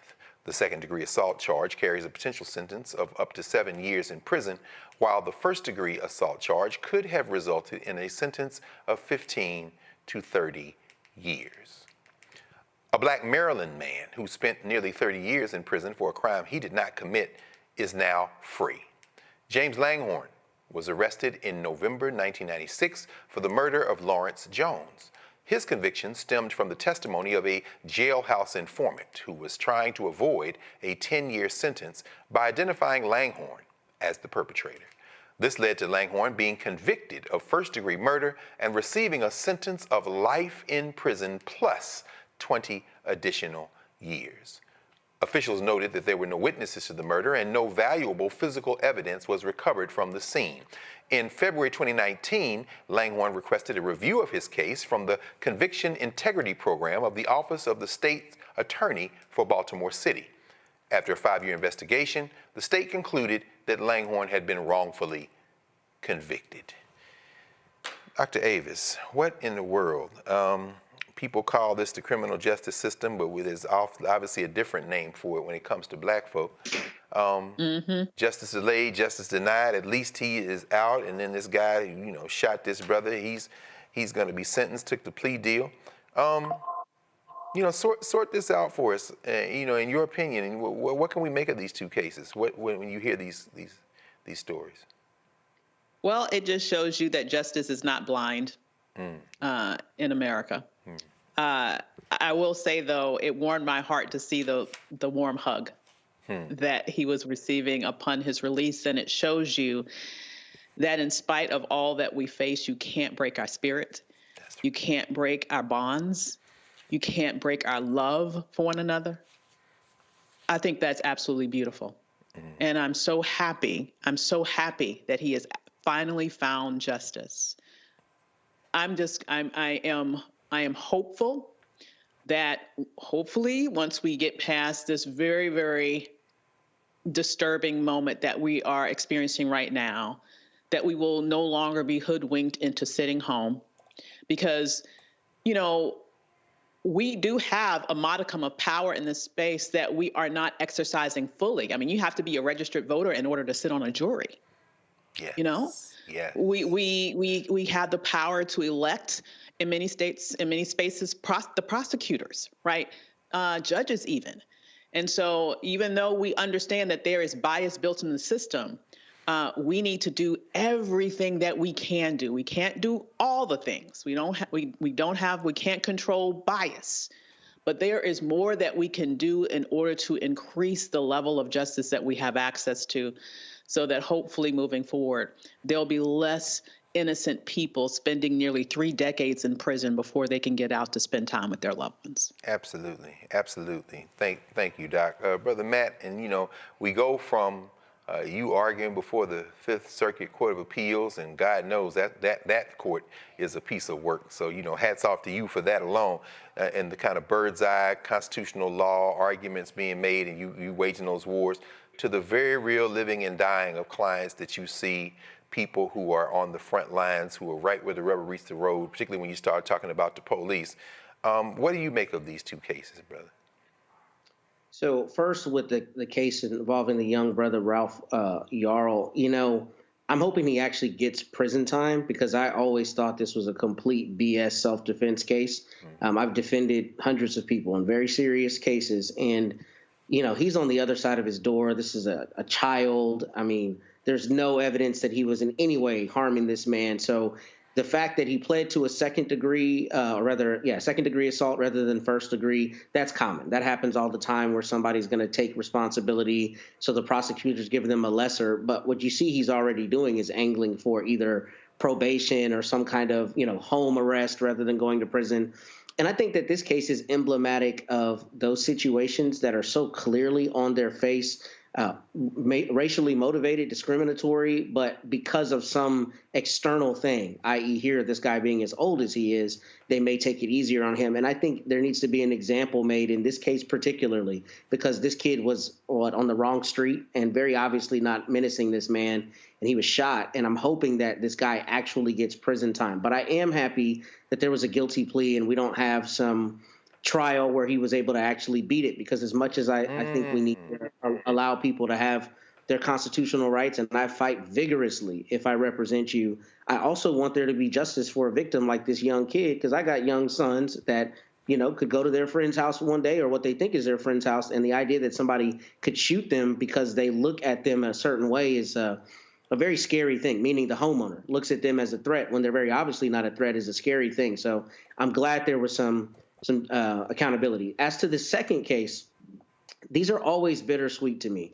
I think it's a beautiful thing when a prosecutor's office does the right thing, but this brother will not get 30 years of his life back. And the state of Maryland, I imagine, is one of the states where the median income is higher than in other places, which is a good thing, because the way Maryland's exoneree statute works is basically you get paid every year at the amount that is the median income in that state.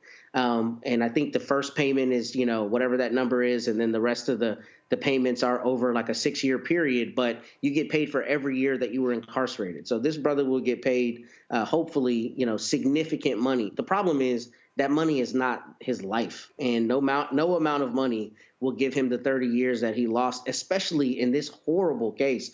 If you read the specifics on this case, he wasn't even arrested until like 10 years later on a jailhouse informant's testimony when he was trying to get a lower sentence. And it was just a very weak case to begin with. So I'm glad there's some accountability, and I'm glad there's some modicum of justice. But, life is invaluable, and he will never get those 30 years back. And I'm glad that he's out now, but I wish that this had never happened to him, because money cannot supplant the lifetime he lost.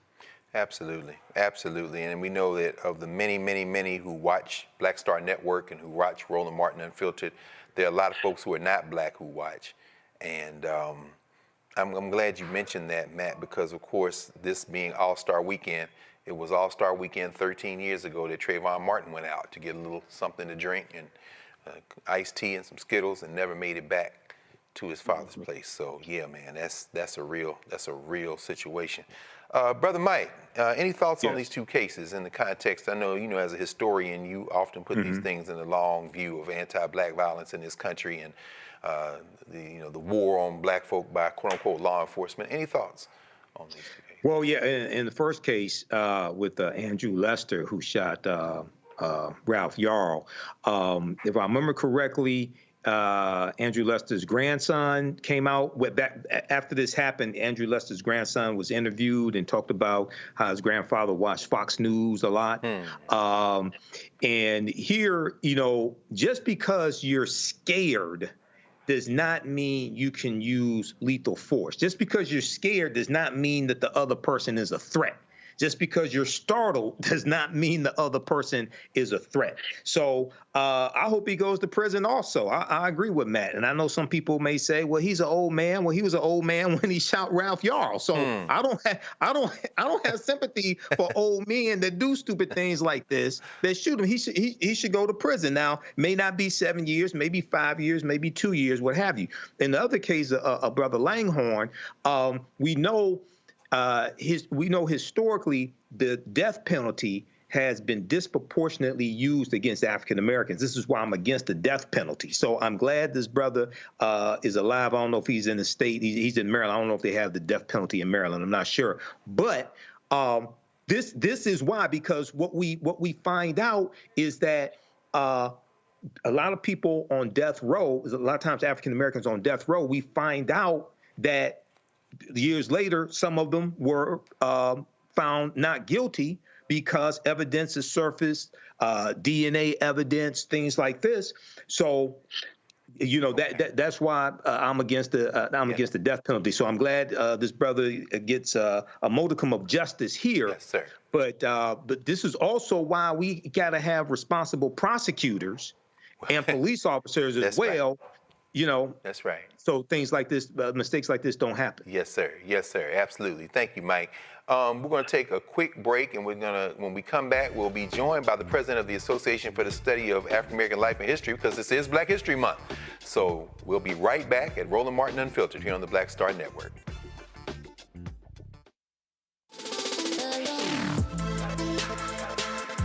Hey y'all, welcome to The Other Side of Change, only on the Black Star Network and hosted by myself, Bria Baker, and my good sis, Jamira Burley. We are just two millennial women tackling everything at the intersection of politics, gender, and pop culture. And we don't just settle for commentary. This is about solution-driven dialogue to get us to the world as it could be and not just as it is. Watch us on the Black Star Network, so tune in to The Other Side of Change.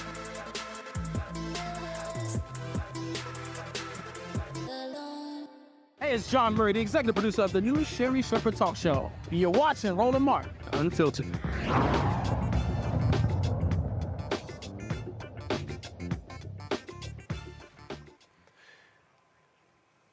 The year was 1926, and a man who came out of the coal mines in West Virginia, Carter Godwin Woodson, acting in concert with his adopted fraternity, Omega Psi Phi, and coming in the wake of the great Mary Church Terrell, who had said Frederick Douglass's birthday should be a national holiday in Washington, D.C. Woodson picked up on that vibe and, of course, said that the second week in February should be Negro History Week. And all these years later, we are joined during Black History Month by the 30th president of the Association for the Study Association for the Study of African American Life and History, the 8th woman to hold that title, and Dr. Whitehead, I believe that Mary McLeod Bethune president before. I know she was president when Woodson made transition, but we are really honored to be joined tonight by Dr. Carsonia, or Kay Wise Whitehead, who is a professor of communication and African American studies at Loyola University, Maryland. You might be coming from class now, Prof. I know how you hard-working professors are. You know, y'all be going to class. Founding executive director of the Carson Institute for Race, Peace, and Social Justice. Award-winning radio show host, if y'all have ever heard on WEAA, Today with Kay, that's 88.9 FM. Author of multiple books, 5 books, one of the most sought-after keynote speakers in the country, and, of course, a proud member of Delta Sigma Theta sorority, and is going to be our generous host here in Washington, D.C. for one of the events of the Black Year in this country, and that is, of course, the annual Luncheon by Asala. Welcome, Dr. Whitehead, to Roland Martin Unfiltered. Thank you so much. It is an absolute pleasure to be here, to have an opportunity to talk about Black history, to celebrate Black history, and to uplift Black history. Yes, ma'am. Talk to us, please, Madam President. Tell us, tell us a little bit about the association and the week and the luncheon and the theme for this year, which, of course, is so very powerful. Thank you so much. Well, I want to go back a little bit to 1926, when Dr. Carter G. Woodson, that you said, we needed to have some time set aside to talk about Black history and to make sure our children are learning about it. I'm a pastor's kid, so I'm in the old-fashioned world of you got to write the history across their forehead. You know, when they wake up in the morning, when they go to bed at night, we need to keep reminding our young people of who we are, who they are, and who we are destined to become. Dr. Carter G. Woodson said, look, the Black folks are already celebrating Lincoln's birthday on the 12th of February, and now they're celebrating Frederick Douglass's self-selected birthday on the 14th. Let's use that week for Negro History Week. By the 1960s, it became Black History Week, and then in 1976, pushed forward by the members of Omega Psi Phi fraternity and other college students, it became Black History Month, with President Gerald Ford being the first president to proclaim it. This year, our theme is African Americans and labor. Now, every time we choose a theme, sometimes 2 to 3 years in advance, sometimes it lands up perfectly in line with where we are as a nation. Yes. And if nothing else, this year, we need to remind people, while there's an intentional erasure being done of Black folks and other people of color, that Black people help to build this country. It is our visible labor, whether it's running a corporation, whether it's running to run the White House, whether it's driving buses and stocking shelves, and our invisible labor. That's the emotional labor of raising our children, taking care of elderly parents. I'm calling it the preaching and praying and crying to keep this nation together. Yes. That's that invisible labor. So this year we set aside that time. We come together February 22nd at the largest Black History Month luncheon in the country to not just be together in one space, not just to be in community and in communion with one another, but also to talk about what is the path forward for Black folks in this country at this time. Yes, ma'am. And, I'm sure there's some people listening tonight who are saying, I could make it to D.C. on the 22nd. And, now, this is one of the things I love about Asala. It's not going to be just the luncheon, and we got titans like Mary Frances Berry, of course, and President Mark Morale of the Urban League, and, of course, Edmund McMorris, one of our stalwart members of the media and the press corps. But there's going to be a book signing event. So there is. Please talk to us a little bit about that and what we could expect if you come to this luncheon. So you can still come. We will always drop another chair. We will not tell you, like it says in the Bible, that there's no room for you at the end. There's always room for you at the end. Yes. You can go to asala.org, ASALH.org, and get a ticket. From 10 to 12 p.m., we have a book signing. We'll have authors from every walk of life. Mary Frances Berry will be there with her new book. I'll be there with my new book. I mean, books are out, and people will be there to sell them. We start the luncheon at 12 p.m., not just good food for your stomach, but also we're feeding your mind, we're feeding your spirit, we're feeding your soul. It's about imagining a new way forward. And to do that, we've got to talk to each other, we got to be in community together, and we got to figure out that if you're in Massachusetts and you're in New York and I'm in D.C., how do we work together so that we're moving forward collectively? Not individual action, but a collective movement that needs to take place. It's going to start at the luncheon and then spread out from there. Wonderful, wonderful. So I'm going to make sure I get my copy of my mother's tomorrow, Dispatches from Baltimore's Black Butterfly. Baltimore, stand up. We got to get that new book from you, Dr. Whitehead. So, Dr. Avis, let's bring the panel in just for a second. This is a unique opportunity. We want to make sure everybody gets a chance to engage with you. Dr. Avis, any conversation with or question for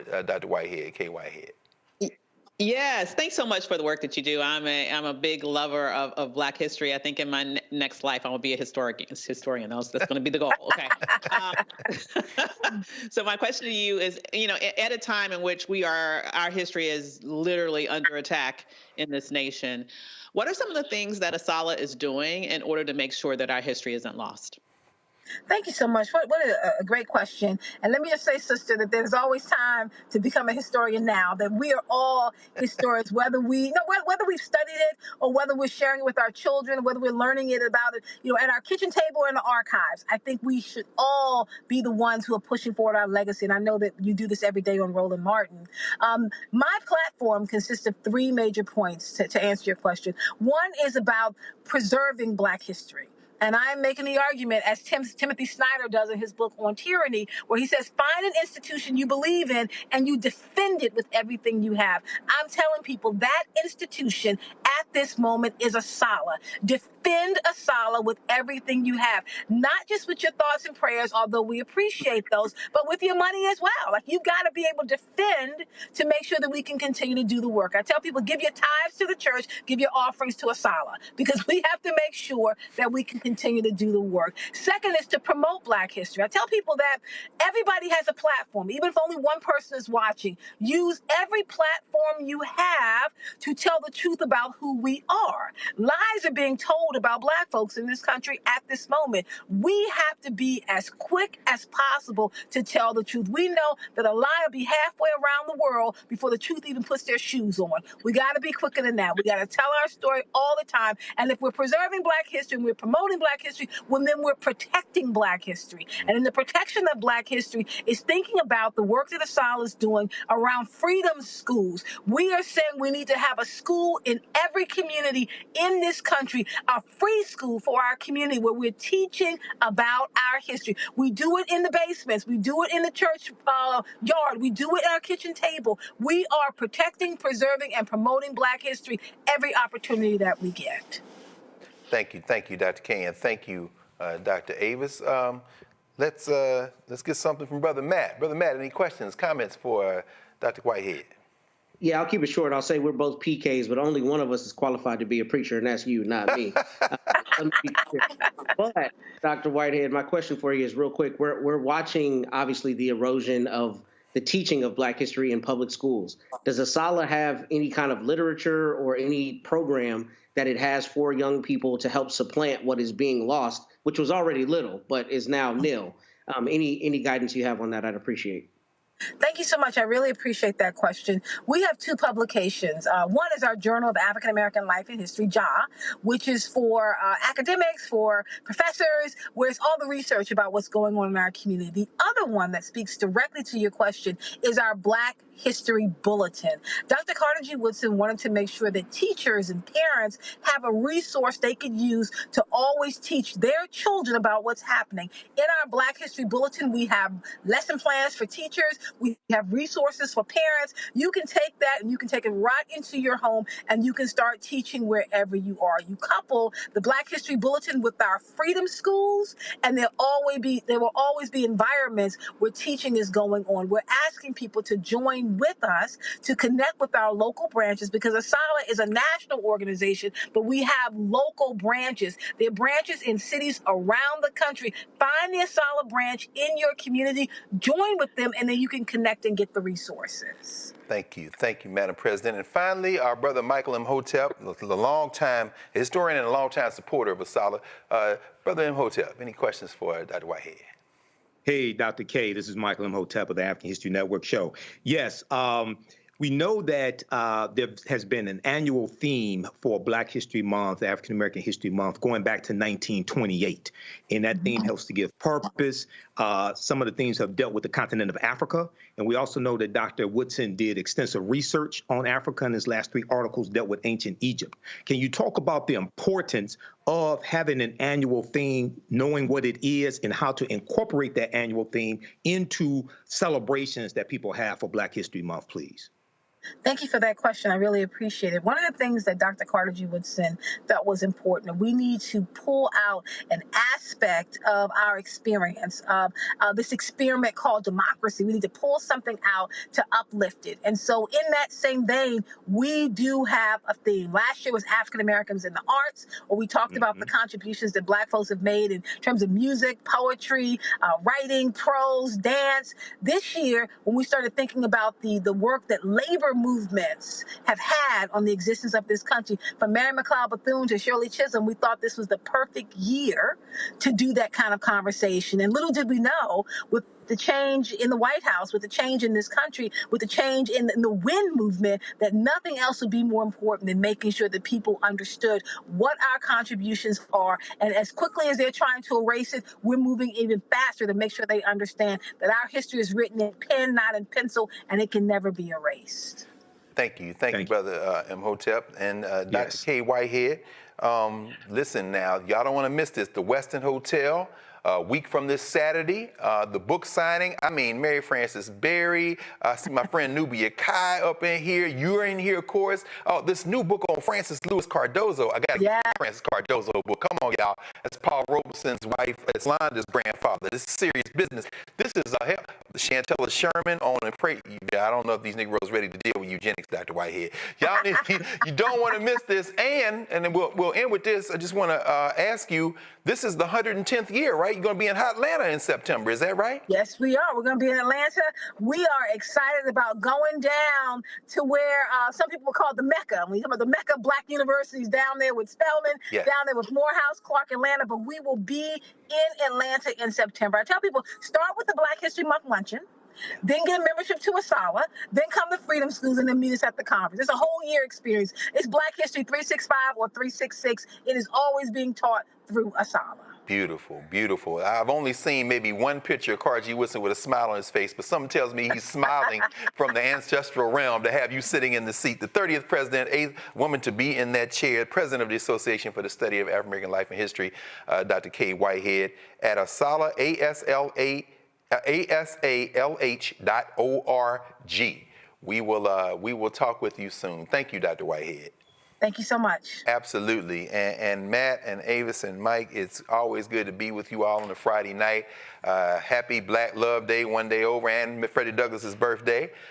Yes. And we will close out. I guess news has dropped that the new lapdog of Donald Trump, they've dropped charges. The Justice Department has decided to dismiss the case against Eric Adams, but I'm assuming that's, Brother Matt, that's going to be dismissed without prejudice so they can keep him on that short-ass leash so Donald Trump can run New York City from Washington, D.C., at least till the election. So with that in mind, thanks, y'all. Roland Martin Unfiltered. Thanks for everybody. As usual, the crew here got us through. Carol, always, General, and Elise and everyone there in the booth. And we'll see you all next week. Holla.